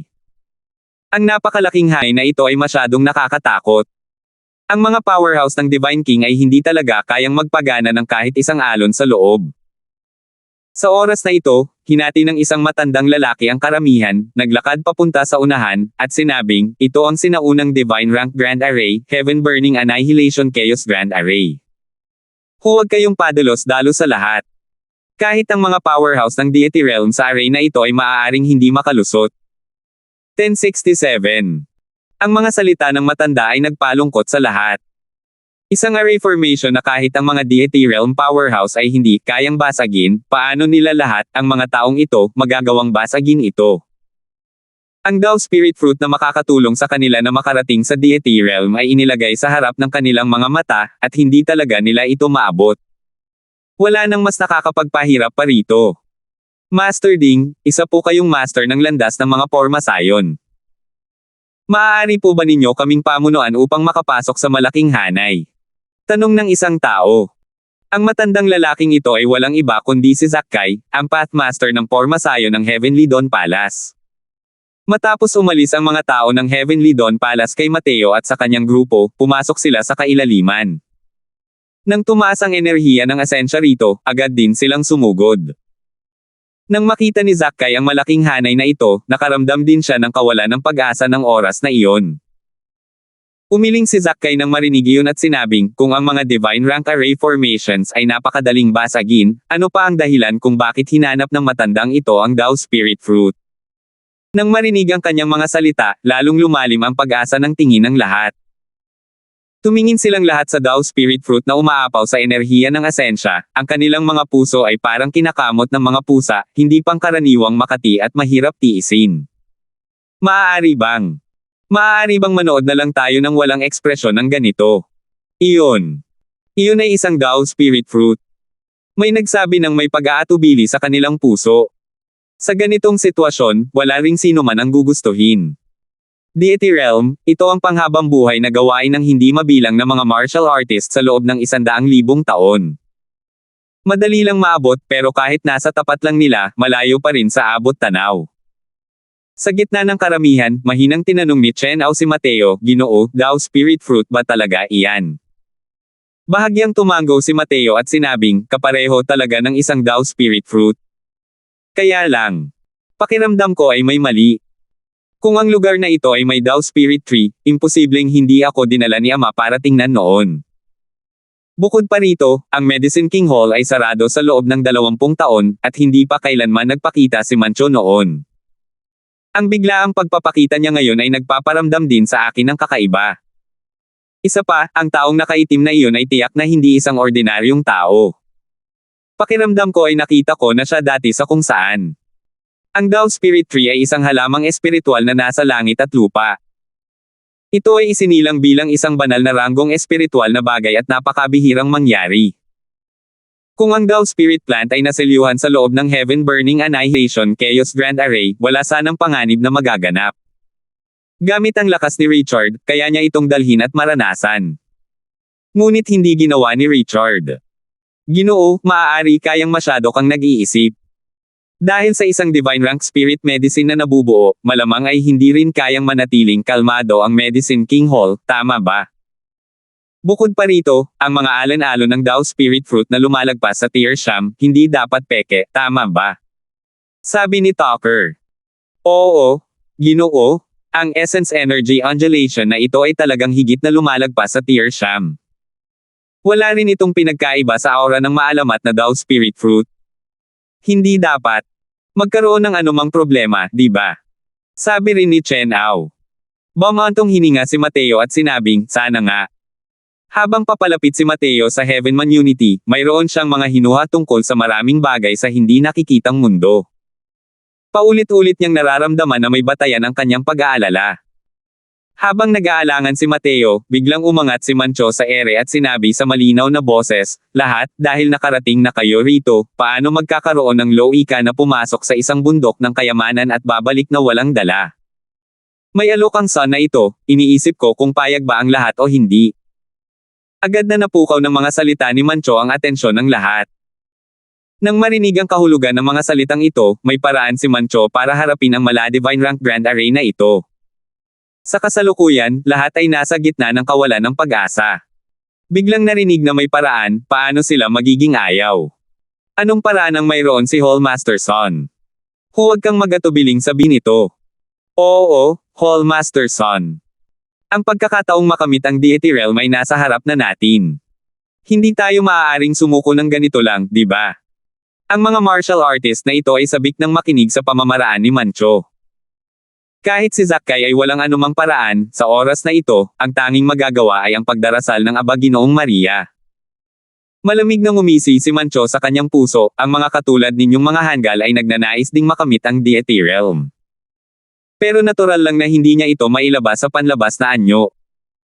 Dahan-dahan lang niyang sinabi, si Master Ding ay isang great master na nasa formation path na pangalawa lamang sa Grandian Divine King sa Divine Realm. Bagamat ang Grand Array na ito ay isang sinaunang Divine Rank Grand Array, sa palagay ko ay dapat niyang makita kung saan matatagpuan ang mahinang lugar ng array formation na ito. Dahil hindi tayo makakadaan sa array formation na ito, bakit hindi magtulungan ang lahat at basagin ang Grand Array na ito? Napakarami nating tao rito, kahit ang isang Divine Rank Grand Array ay malamang hindi rin kayang tiisin ang napakaraming atake natin. Pagkatapos sabihin ni Mancho ang lahat, biglang nagkagulo ang mga tao. Naramdaman nilang tunay na napakaganda ng panukala ni Mancho at agad na umalangaw-ngaw ang mga tinig ng pagsang-ayon. Oo, malamang mayroon tayong 100,000 martial artist dito. Kung tayo ay magkakaisa at magsasama-sama, ang kapangyarihan ay lubhang nakakatakot. Marahil ay kaya nating basagin ang malaking hanay na ito. Napaka maaasahan talaga ng mungkahi ni Hallmaster Son. 100,000 martial artists, na mayroon pang ilang Void Mystic Realm powerhouses, hindi ako naniniwala na hindi nito kayang basagin ang Grand Array. Hallmaster Son, paano kung ganito, ikaw ang mamuno, makikinig kaming lahat sa iyo. Sumenya si Mancho ng kamay, dahilan para tumahimik ang lahat, at sinabi sa malinaw na boses, ano kaya ang opinyon ng mga kapwa Void Mystic Realms? Nagtinginan sina Zakai at Loki, at parehong tumango. Malinaw na sinabi ni Zakai, walang pagtutol ang matandang ito. Wala akong tutol. Sigaw din ni Sword 13. Wala rin akong tutol. Nagsalita rin si Dojang sa tamang panahon. Sa wakas ay medyo gumaling na rin ang kanyang mga pinsala matapos ang ilang panahon ng pagpapagaling. Ngunit ang kanyang kasalukuyang kalagayan ay mas malala pa kaysa kay Loki. Walang pagtutol. Si Terrio na unang beses na lumitaw sa harap ng lahat ay nagsalita rin. Kasunod noon, sunod-sunod na boses ang umalangaw-ngaw. Wala silang anumang pagtutol sa alok ni Mancho. Kung ikukumpara, ang mga eksperto sa Void Mystic Realm ay umabot sa 13 katao. Halos kalahati ng mga tao sa kanila ay hindi nagpakita ng kanilang mga sarili sa harap ng mga tao pagkatapos nilang makapasok sa Immemorial Medicine Garden. Sa kasalukuyan, tila bukod sa mungkahi ni Mancho, wala nang ibang landas na maaaring tahakin. Wala nang ibang hiniling ang mga Void Mystic Powerhouse na ito. Ang tanging hinahabol lang nila ay ang Dao Spirit Fruit. Imposibleng paalisin sila sa puntong ito. Nang marinig ng ibang mga martial artist na sumasang-ayon ang lahat ng mga powerhouse na ito ng Void Mystic Realm, agad nilang naramdaman ang pagtindi ng presyon sa kanilang mga katawan. Walang duda, ang mga powerhouse na ito ng Void Mystic Realm ang pinakamalakas na kalaban para sa Dao Spirit Fruit. Ngunit ang tukso ng Dao Spirit Fruit ay talagang napakatindi. Hindi nila magawang tumanggi. Bukod pa rito, sino ang nakakaalam na makukuha o hindi nila makukuha ang Dao Spirit Fruit? Bago nakuha ng Spirit Bristle Divine King ang Spirit Bristle 9 yang Divine Art, sino ang nakakakilala sa kanya? Sa mga martial artist na naroon, mayroong ilang mga eksperto sa Divine King Realm. Marami pang ang mga peak Divine King Powerhouse. Ang mga taong ito ay isang hakbang na lang ang layo mula sa Void Mystic Realm. Paano nila nagawang isuko ang Dao Spirit Fruit? Marami sa kanila ang nakapagdesisyon na sa kanilang mga puso, kapag nahuli na nila ang Dao Spirit Fruit, lulunukin nila ito anuman ang mangyari. Hanggat makakatakas sila at makakahanap ng lugar na mapapasukan sa isang saradong lugar, kapag lumabas silang muli, makakalusot sila sa Divine Realm. Ang ganitong uri ng tukso, walang makakapigil. Tumango si Mancho, labis na nasiyahan sa mga tugon ng mga taong ito. Pero sa wakas, ibinaling niya ang tingin kay Mateo at malamig na sinabi, Chingyun, sumang-ayon na ang lahat. Kumusta ka naman? Ang pangungusap na ito ay nakakuha ng tingin ng lahat kay Mateo. Noon lang nila naalala na may dala pala si Mateo na dalawang Void Mystic Realm Powerhouse. Kung tungkol naman kay Chen Ao, hindi pa rin nila alam na nakalusot na siya sa Void Mystic. Sa gitna ng mga titig ng lahat, sandaling nag-isip si Mateo, ngunit malamig na sinabi, aalis na tayo. 1068. Pagkasabi ni Mateo ng mga sinabi niya, nagsigawan ang lahat. Lalo na ang mga Void Mystic Powerhouse na iyon, bawat isa sa kanila ay gumamit ng hindi maisip na mga titig at tumingin kay Mateo. Dumilim ang ekspresyon ni Mancho, at nagtanong, alam mo ba ang sinasabi mo? Walang pakialam na sabi ni Mateo, kalokohan, hindi ko ba malalaman ang sinabi ko? Sige. Dahil umatra ka, wala nang bahagi ang Dao Spirit Fruit na ito para sa iyo. Kung sa oras na iyon, maglalakas loob kang agawin ang Dao Spirit Fruit, magiging kaaway na ito ng lahat. Seryosong sabi ni Mancho. Nagkibit balikat si Mateo at sinabing, maglaro kayo kung gayon. Kahit gusto kong himukin ang lahat na huwag makialam sa bagay na ito, tiyak na hindi kayo makikinig. Kung tungkol naman sa mga kahihinatnan, pasanin ninyo ang mga ito. Nadurog ang puso ni Mancho sa mga sinabi ni Mateo.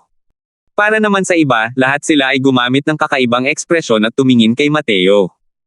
Dahil kakaiba ang mga sinabi ni Mateo. Ito lang ang nag-iisang pagkakataon para makalusot sa Deity Realm, ano kaya ang mga kahihinatnan nito? Ano mang mas matinding kahihinatnan, handa rin nilang tiisin ito. Hey! Gusto mong linlangan ang masa gamit ang mga kamalian. Malapit na ang pagkakataon para sa Deity Realm, sino ang handang sumuko sa pagkakataong ito? Tanong ni Mancho nang may malamig na ngiti. Ang kanyang mga salita ay umabot sa kaibuturan ng puso ng lahat. Hindi naman sa ayaw pigilan ni Mateo ang mga taong ito, pero dahil alam niyang kahit pigilan niya sila, wala rin itong silbi. Napakaraming powerhouse ng Void Mystic Realm dito, mas lalong walang saysay ang pagpigil gamit ang lakas ng martial arts. Ang pagkakataon para sa Deity Realm. Malamang gusto mong gamitin ang lakas ng lahat para buksan ang malaking hanay na ito, tama ba? Pero interesado talaga ako kung ano nga ba ang nasa loob nito, sabi ni Mateo nang may malamig na ngiti. Habang tumatagal ang sinasabi ni Mateo, lalong nag-aalala si Mancho. May alam kaya ang batang ito? Nagdilim ang ekspresyon ni Mancho, at malinaw niyang sinabi, narinig ng lahat yan. Isinuko na ni Mateo ang karapatang lumaban para sa Dao Spirit Fruit. Mamaya, kung maglalakas loob siyang agawin ang Dao Spirit Fruit, magiging kaaway na ito ng lahat. Hindi nagsalita ang lahat, dahil masyadong mataas ang prestihiyo ni Mateo. Pero base sa kanilang mga ekspresyon, masasabi rin na hindi nila talaga hinayaan si Mateo na manghimasok sa Dao Spirit Fruit. Tutal, ayaw niyang maglabas ng lakas. Muling sinabi ni Mancho, unahin natin ang mga masasamang bagay. Kapag bumukas ang array formation, lahat ay makakakuha ng Dao Spirit Fruit batay sa sarili ninyong kakayahan. Kung sino ang mapapasailalim dito, depende ito sa swerte ng bawat isa. Ito rin ay isang likas na karapatan sa problema. Alam na ito ng lahat. Tungkol sa desisyon ni Mateo, natural na hindi naglakas loob ang trio Chenao na magbigay ng anumang pagtutol. Ngunit kung titingnan ang Dao Spirit Fruit, silang apat ay lubos pa ring naghahangad dito. Miho, ayaw ba talaga natin ng Dao Spirit Fruit na yan? Hindi napigil ang magtanong si Tucker. Tumingin si Mateo sa kanya at sinabing may ngiti na hindi naman talaga isang ngiti, naantig ba kayo? Pakiramdam ninyong lahat ay nagkakagulo ako sa wala, di ba? Pangit ang ekspresyon ni Tucker, at sinabi niya ng may magalang na ngiti, Miho, hindi ganoon ang ibig sabihin ni matandang Jiang. Nakangiting sabi ni Mateo, kung mayroon sa inyo na gustong sumali, hindi ko rin kayo pipigilan. Tutal, ito na ang pagkakataon para maging isang Diyos. Kung haharanggan ko ang daan, baka magmukha akong masyadong hindi makatwiran. Dali-daling ikinumpas ni Tucker ang kanyang mga kamay nang marinig niya ito at sinabing, hindi, Ginoo, ako. Sinasabi ko lang. Ikaw. Isipin mo na lang na ako, matandang Jiang, ang naglalabas ng utot. Hindi na makatingin si Chenao at nagsalita, Ginoo, si Taikang siya. Gumamit si Mateo ng isang senadorias ng kamay para pigilan si Chenao at malamig na sinabi, walang gaanong pagkakaintindihan sa pagitan ng mga taong may magkakaibang daos. Kung mayroon man sa inyo na gustong makipaglaban para sa pagkakataong maging isang Diyos, sabihin ninyo sa akin. Hindi ko talaga ito pipigilan at maaari ko pang bawiin ang kontrata ng kaluluwa. Pero, dito matatapos ang ating kapalaran. Ang mga salita ni Mateo ay nagpabilis ng tibok ng puso ng apat na tao sa takot. Karaniwang mabait at kaaya-aya ang mukha ng kanyang kamahalan at bihirang pigilan sila. Ngunit sa pagkakataong ito, tila talagang nagalit siya. Pagkatapos magsalita, inasikaso ni Mateo ang sarili niyang gawain at pumunta sa isang tabi, at ipinikit ang kanyang mga mata para ipahinga ang kanyang isipan.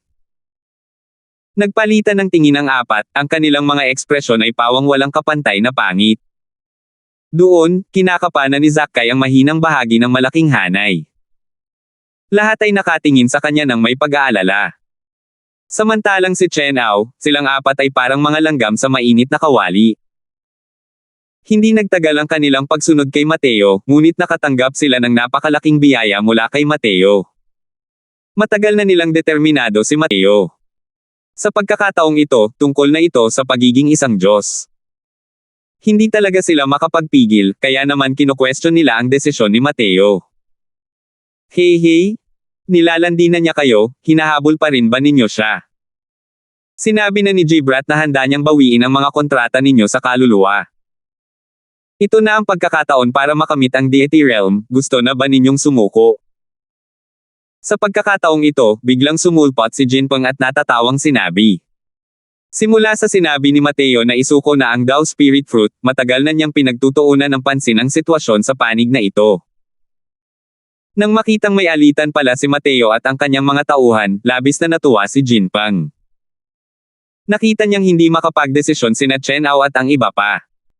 Kaya naman, gusto niya silang hikayatin na pagtaksilan si Mateo.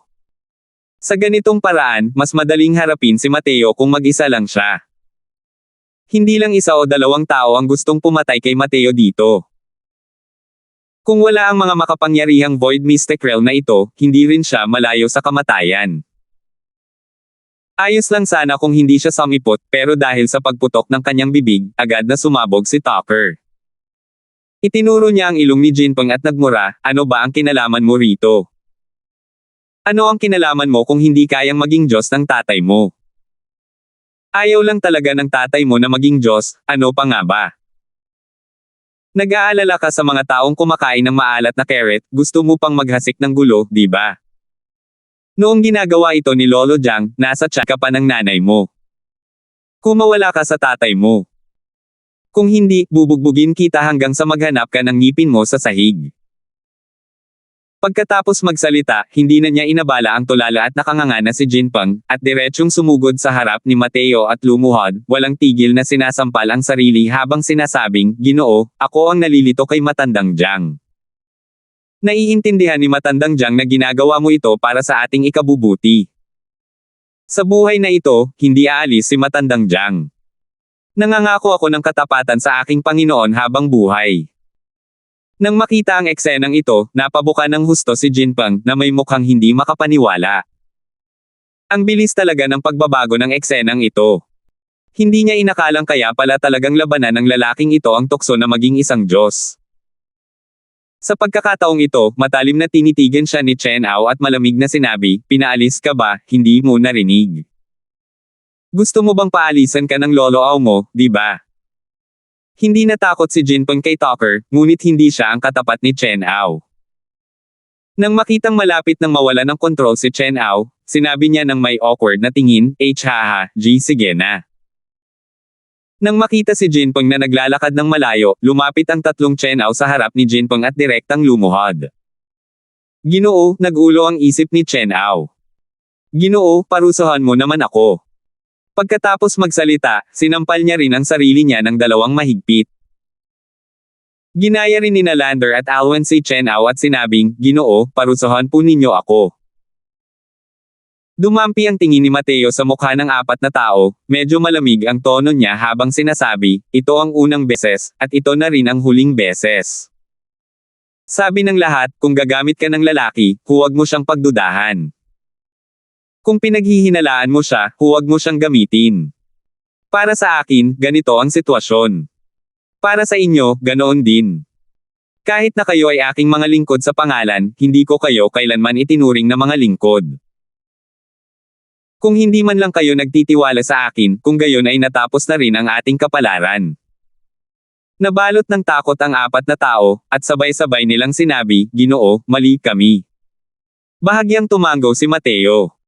Medyo kumalma ang kanyang tono at sinabing, kung pag-uusapan ang Deity Realm, mas hinahanap-hanap ko ito kaysa sa inyong lahat.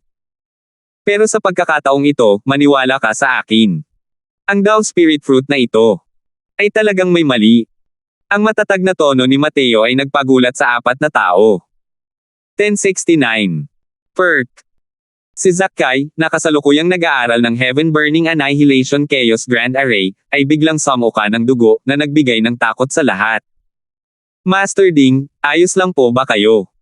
Nang makita ang kanyang anyo, agad na may lumapit sa kanya upang magpakita ng matinding pag-aalala. Sa mismong sandaling ito, siya ang pag-asa ng lahat. Kahit na may kaunting kaluskos ng mga dahon sa hangin, makakaapekto ito sa puso ng lahat. Ikinumpas ni Zakai ang kanyang kamay at sinabing, ayos lang ako. Masyado lang akong nakakapagod. Ang maladyos na hanay na ito ay tunay ngang walang kapantay ang lalim. Ang matandang ito ay nag-isip ng 3 araw at gabi, at sa wakas ay nakaunawa. Nang marinig ang sinabi ni Zakai, lahat ay natuwa. Lumapit si Mancho at sinabing nakahawak ang mga kamay, dahil may mga natamong pakinabang si Master, pakisabi naman kung paano sisirain ang Porma Sion. Dahan-dahang tumango si Zakai at sinabing, hindi ako nangangahas na magbigay ng payo, ngunit dapat magkaisa ang lahat at magtulungan.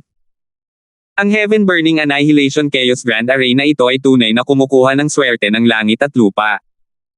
Kahit sa mga banal na ranggong Grand Array, dapat din itong maging isang napakalakas na pag-iral.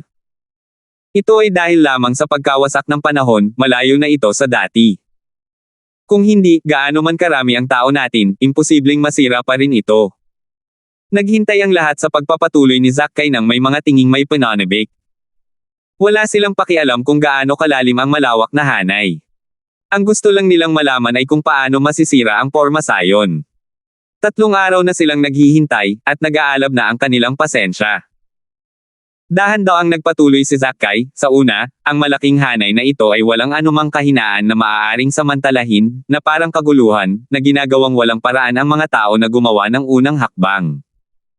Ngunit hindi ko alam kung bakit, mayroong isang nodal point sa timog-silangang direksyon na napakahina. Kapag dumating ang oras, dapat sama-samang salakayin ng lahat ang puntong ito. Dapat ay may pag-asa na masira ang Pormasayon.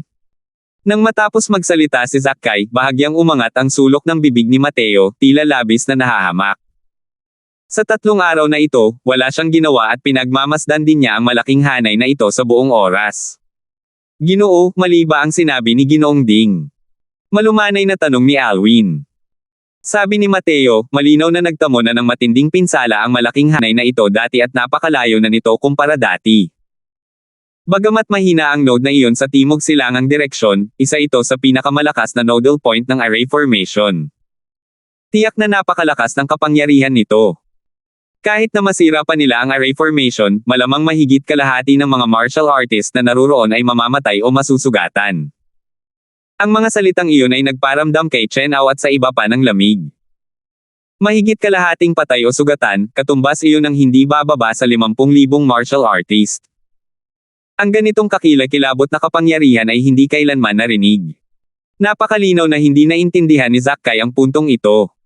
Ang pagkaunawa ni Mateo sa malaking hanay na ito ay higit na nalampasan ni Zackay. Habang nag-uusap, ang panig na iyon ay naghahanda na upang basagin ang Pormasayon. Nakita lamang nila silang lahat na nagkukuskos ng kanilang mga kamao at nagpupunas ng kanilang mga palad, sa hindi pangkaraniwang pananabik. Gayunpaman, hindi nila alam na tahimik na dumating na ang Diyos ng kamatayan.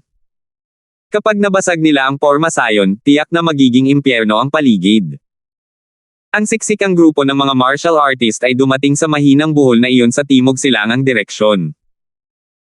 Tumayo si Mancho sa ere at sumigaw sa malinaw na boses, "Ngayon, lahat kayo, bawat isa sa inyo ay iikot ang inyong pinakamalakas na pag-atake at hintayin ang aking utos. Lahat kayo ay kumilos ng sabay-sabay at atakihin ang buhol na ito ng sabay-sabay. Isa na lang ang ating pagkakataon. Kung hindi natin mababasag ang Grand Array, malamang na agad tayong maapektuhan ng Grand Array. Kaya, umaasa ako na hindi na iisipin ng lahat na pigilan ang lakas. Kapag ang iba ay nalipol na ng Grand Array, maaari na ninyong kalimutan ang pagkuha ng Dao Spirit Fruit." Aaminin na eksperto si Mancho sa pagpapagulo ng sitwasyon. Dahil sa sinabi niya, naging seryoso ang ekspresyon ng mukha ng lahat. Sa kanila, malinaw na maraming tao ang may mentalidad na mangisda sa magulong tubig. Plano nilang pumunta para sa trabaho ngunit hindi nagsikap, nag-iipon ng lakas para agawin ang Dao Spirit Fruit sa likuran. Sa pagsasabi ni Mancho, malamang na ang karamihan sa mga tao ay hindi na maglalakas loob na magkaroon ng ganitong ideya. Hindi biro ang reaksyon ng isang malaking hanay. Nakita na ito ng lahat noong mga nakaraang araw ng mga eksperto sa Divine King. Dahan-daang sumulyap si Mancho sa lahat at malamig na sinabi, "Ngayon. Simulan na." Kasunod ng utos ni Mancho, lahat ng martial artist ay nagpakita ng kani-kanilang pinakamalakas na martial technique, nag-iipon ng lakas at naghihintay ng paglaya. Sa mahigit 100,000 martial artist na sabay-sabay na nagpapakita ng mga martial techniques, ang palabas na ito ay tunay na walang kapantay na kamangha-mangha.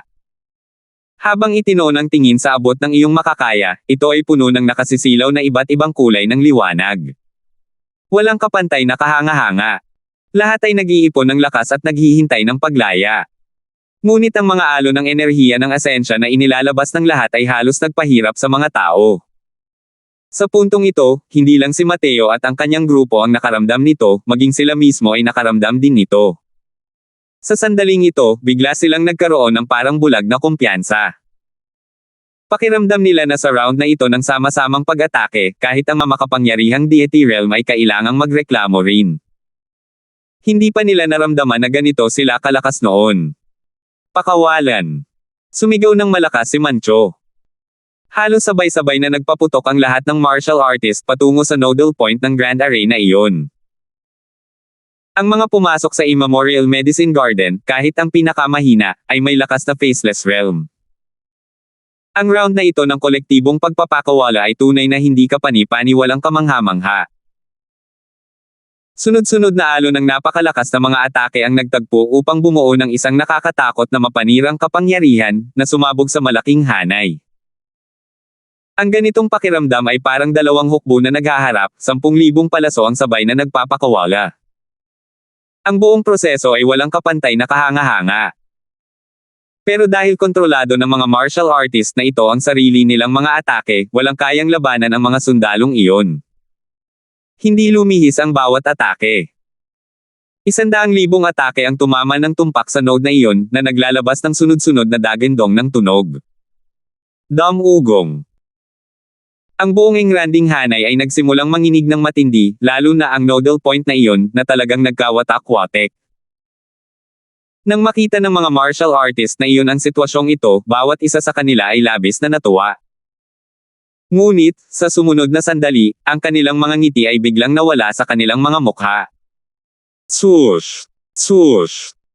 Isang nakakatakot na kapangyarihan ng asensya ng apoy ang kumalat sa ibabaw ng malaking hanay, naging hindi mabilang na mga daloy ng liwanag at bumaril sa karamihan ng mga martial artist. Ang palabas na iyon ay parang isang meteor shower na bumubuhos.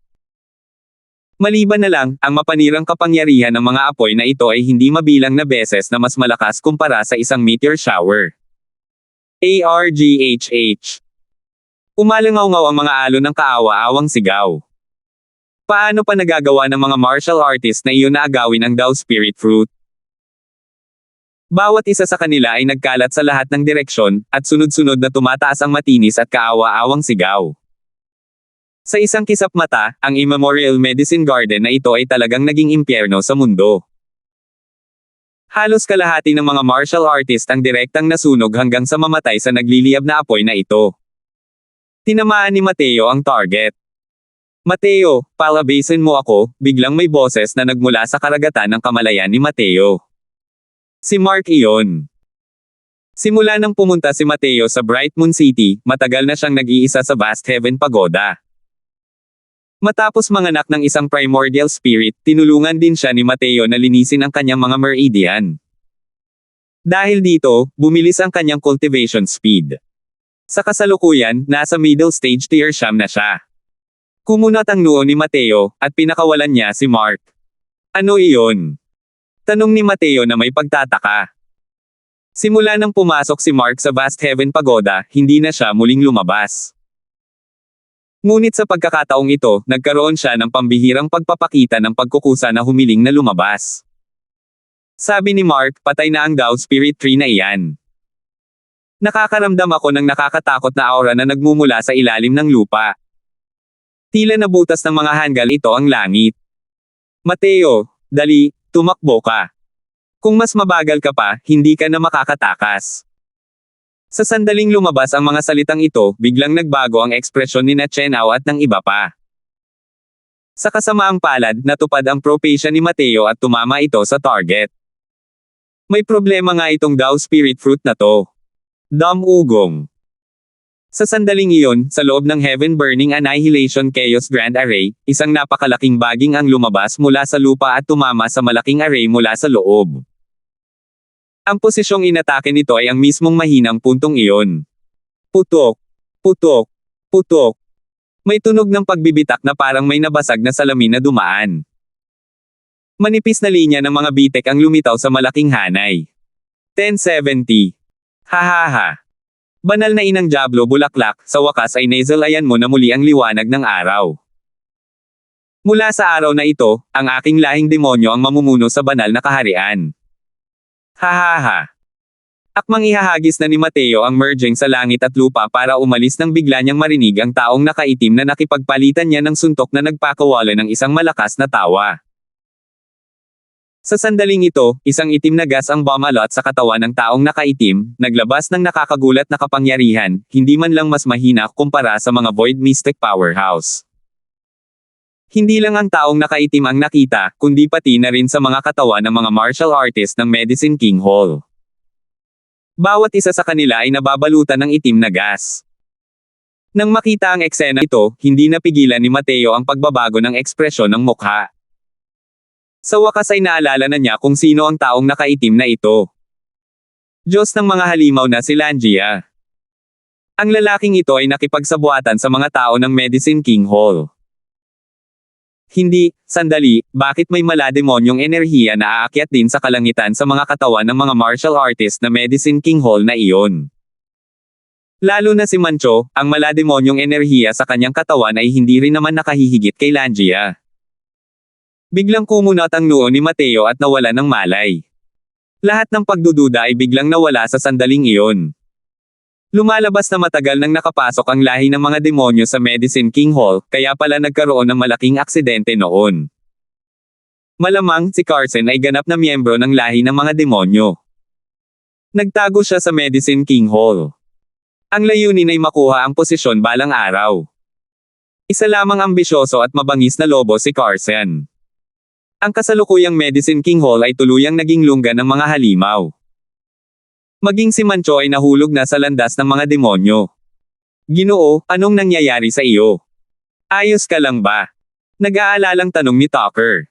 Nanginginig ang kasalukuyang si Mateo mula ulo hanggang paa dahil sa pagkabalisa. Hindi niya akalain na ang lahi ng mga demonyo ay talagang nagtatago ng ganito kalalim. Ilang daang taon na ang nakalilipas, nagpaplano na sila na lumunin ang Medicine King Hall. Kung si Carson ay kabilang sa lahing demonyo, maipapaliwanag ang lahat. Kung bakit niya pinagtaksilan si Ama, pinagtaksilan ang Medicine King Hall. Ang ugat ng lahat ng ito ay dahil sa lahing demonyo. Bukod dito, sinabi na rin ito ni Amang Richard noon, na mayroon pa ring mas malakas na paksayon si Carson. Kung gayon, ang paksyong ito ang dapat na maging lahi ng mga demonyo. Kahit na napakatalino ni Mateo, hindi rin niya mahulaan na ganito pala talaga ang katotohanan.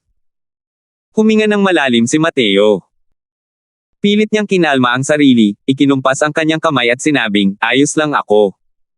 Pero, ang baging na ito na isinilang, ang Divine Realm ay malamang magkakaroon ng pagbabago sa pamamahala.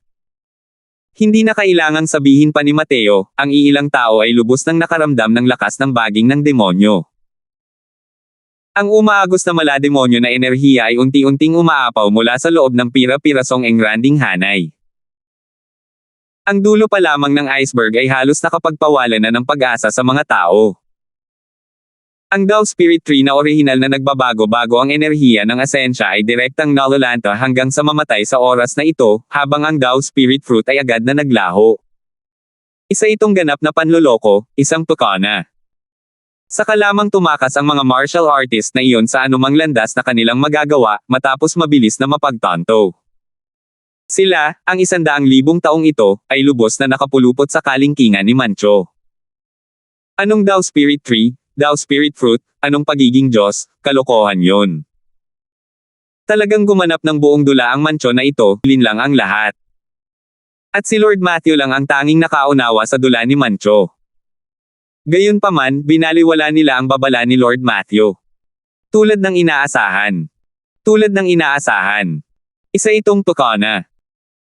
Kung matagal ko lang sana itong nalaman, dapat ay nakinig na lang ako sa salita ni Lord Matthew at agad na umalis sa lugar na ito. Ang Medicine King Hall ay tuluyan ng ginawang mga alipors ng lahing demonyo. Nilinlang nila ang lahat ng tao sa Divine Realm. Ano ba yan? Masisira yan at lalabas agad. Titakbo kadali. Sa ngayon, ang mga martial artist na pinalad na hindi masunog hanggang mamatay ay desperadong lumaban, kayang makatakas. Hindi pa lumalabas ang baging na ito. Pero alam nilang hindi ito isang nilalang na kaya nilang harapin. Ugong. Ang banal na inang Diablo na bulaklak na iyon ay naipon ng matagal at nagbigay sa malawak na hanay ng isa pang malakas na atake. Dahil dito, ang malaking hanay ay nagkahiwa-hiwalay kasabay ng isang malakas na kalabog. Nang sumunod na sandali, isang nakakatakot na bagay ang nangyari. Sa sandaling nabasag ang malaking hanay, hindi mabilang na mga baging ang tumubo ng walang kabuluhan mula sa ilalim ng lupa, at nagsalpukan ang mga ito patungo sa mga martial artist na desperadong tumatakbo para sa kanilang buhay. Puchi. Isang baging ang direktang tumago sa dibdib ng isang 7th level daw profound powerhouse. Napayuko ang martial artist na iyon nang walang anumang lakas sa buong katawan niya.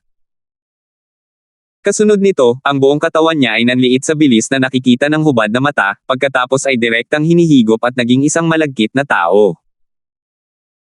Ang hindi mabilang na mga baging na iyon ay tumaas at tinakpan ang kalangitan, binalot ang lahat ng nasa loob sa halos isang iglap. Napakabilis na ng pagtakas ng mga martial artist na iyon. Pero mas mabilis pa ang bilis ng mga baging kaysa sa kanila. Hanggat bahagyang natatamaan sila ng mga baging, agad silang mahihigop sa isang malagkit na nilalang na magmumukhang nakakatakot. Sa isang kisap mata, isang malaking grupo ng mga martial artist ang napatay ng mga baging. Ang mga baging na ito ay talagang napakalakas. Sa ilalim ng Divine King, halos walang gaanong puwang para labanan, at agad silang napatay. Ang mga Divine King powerhouse na iyon ay nagsikap din ng husto bago halos hindi makalaban at hindi hinayaan na madaling patayin sila ng mga baging. Ginoo, samantalahin mo ang pagkakataon na hindi sumugod ang baging na iyon papunta sa ating panig at dali-daling tumakbo. Sabi ni Chen Ao. Opo, Ginoo. Masyadong makapangyarihan ang baging na ito. Kung totoo nga ang sinabi mo, dumating na ang malaking sakuna ng banal na kaharian. Sabi ni Tucker nang may takot sa puso. Mabuti na lang at malayo ang kanilang grupo. Kung malapit lang sila, mahirap ding maiwasan ang isang malaking labanan sa oras na ito. Tila hindi pa napansin ng baging na iyon ang sitwasyon dito. Dahil dito, hindi sinasadyang napabuntong hininga ang lahat. Gusto nilang ihatid si Mateo palayo rito. Sino ang mag-aakala na umiling si Mateo at sinabing, hindi ko maaaring hayaang umiral ang bagay na ito. Kung hindi, malamang na mas mawawalan ako ng pag-asa na patayin si Carson. Bahagyang kumabog ang puso ng lahat sa mga sinabi ni Mateo. Hindi pwede, di ba? Si Malord ay gusto kaya niyang makipag-away ng harapan sa Holy Mother Devil Flower na iyon. Kahit ang mga Void Mystic Powerhouse ay hindi rin katapat ng Holy Mother Devil Flower na ito. Mga pare, tingnan ninyo. Napatingin ang lahat sa direksyon na itinuro ni Mateo at hindi napigil ang mabigla ng husto. Naakit sila ng baliw na pagpatay ng Devil Vine kanina at hindi nila napansin ang sitwasyon sa loob ng Grand Array. Sa oras na ito, sa nalalantang Dao Spirit Tree na iyon, isang walang kapantay na magandang higanteng bulaklak ang nabuo. Kasunod ng dugo ng mga martial artist na hinihigop ng baging ng demonyo, ang magandang bulaklak na ito ay lalong naging matingkad at maluho. Sa kabaligtaran, ang orihinal na walang kapantay na nakakapangilabot na enerhiyang iyon ay patuloy pa ring lumalaki. Malaki ang ipinagbago ng ekspresyon ni Chen Ao, at sinabi niya, sinisipsip nito ang asensya ng dugo ng mga martial artist para mabawi ang lakas. Ang banal na inang Diablo na bulaklak na ito, tiyak na isang nilalang na lumampas sa kaharian ng Diyos noong una. Sa oras na ito, ang magiging resulta ay magiging napakasama para isipin. Sabi ni Mateo, tingnan ninyo ang taong nakaitim, at pati na rin si Mancho. Lumalaki rin ang kanilang malademonyo na enerhiya. Lalo na ang taong nakaitim, sa maikling panahon na ito, ang kanyang malademonyo na enerhiya ay lumago ng husto. Ang mga mata ni Chen Ao ay puno ng ekspresyon ng pagkabigla. Ang lakas ng taong nakaitim na iyon ay katumbas din ng mga late-stage Dao Profound martial artists. Sa loob lamang ng maikling panahon na ito, direkta na siyang nakalusot sa Divine King Realm. Bukod pa rito, ang kanyang aura ay tuloy pa ring tumataas. Sa oras na ito, ang lakas ng taong nakaitim ay talagang hindi maiisip.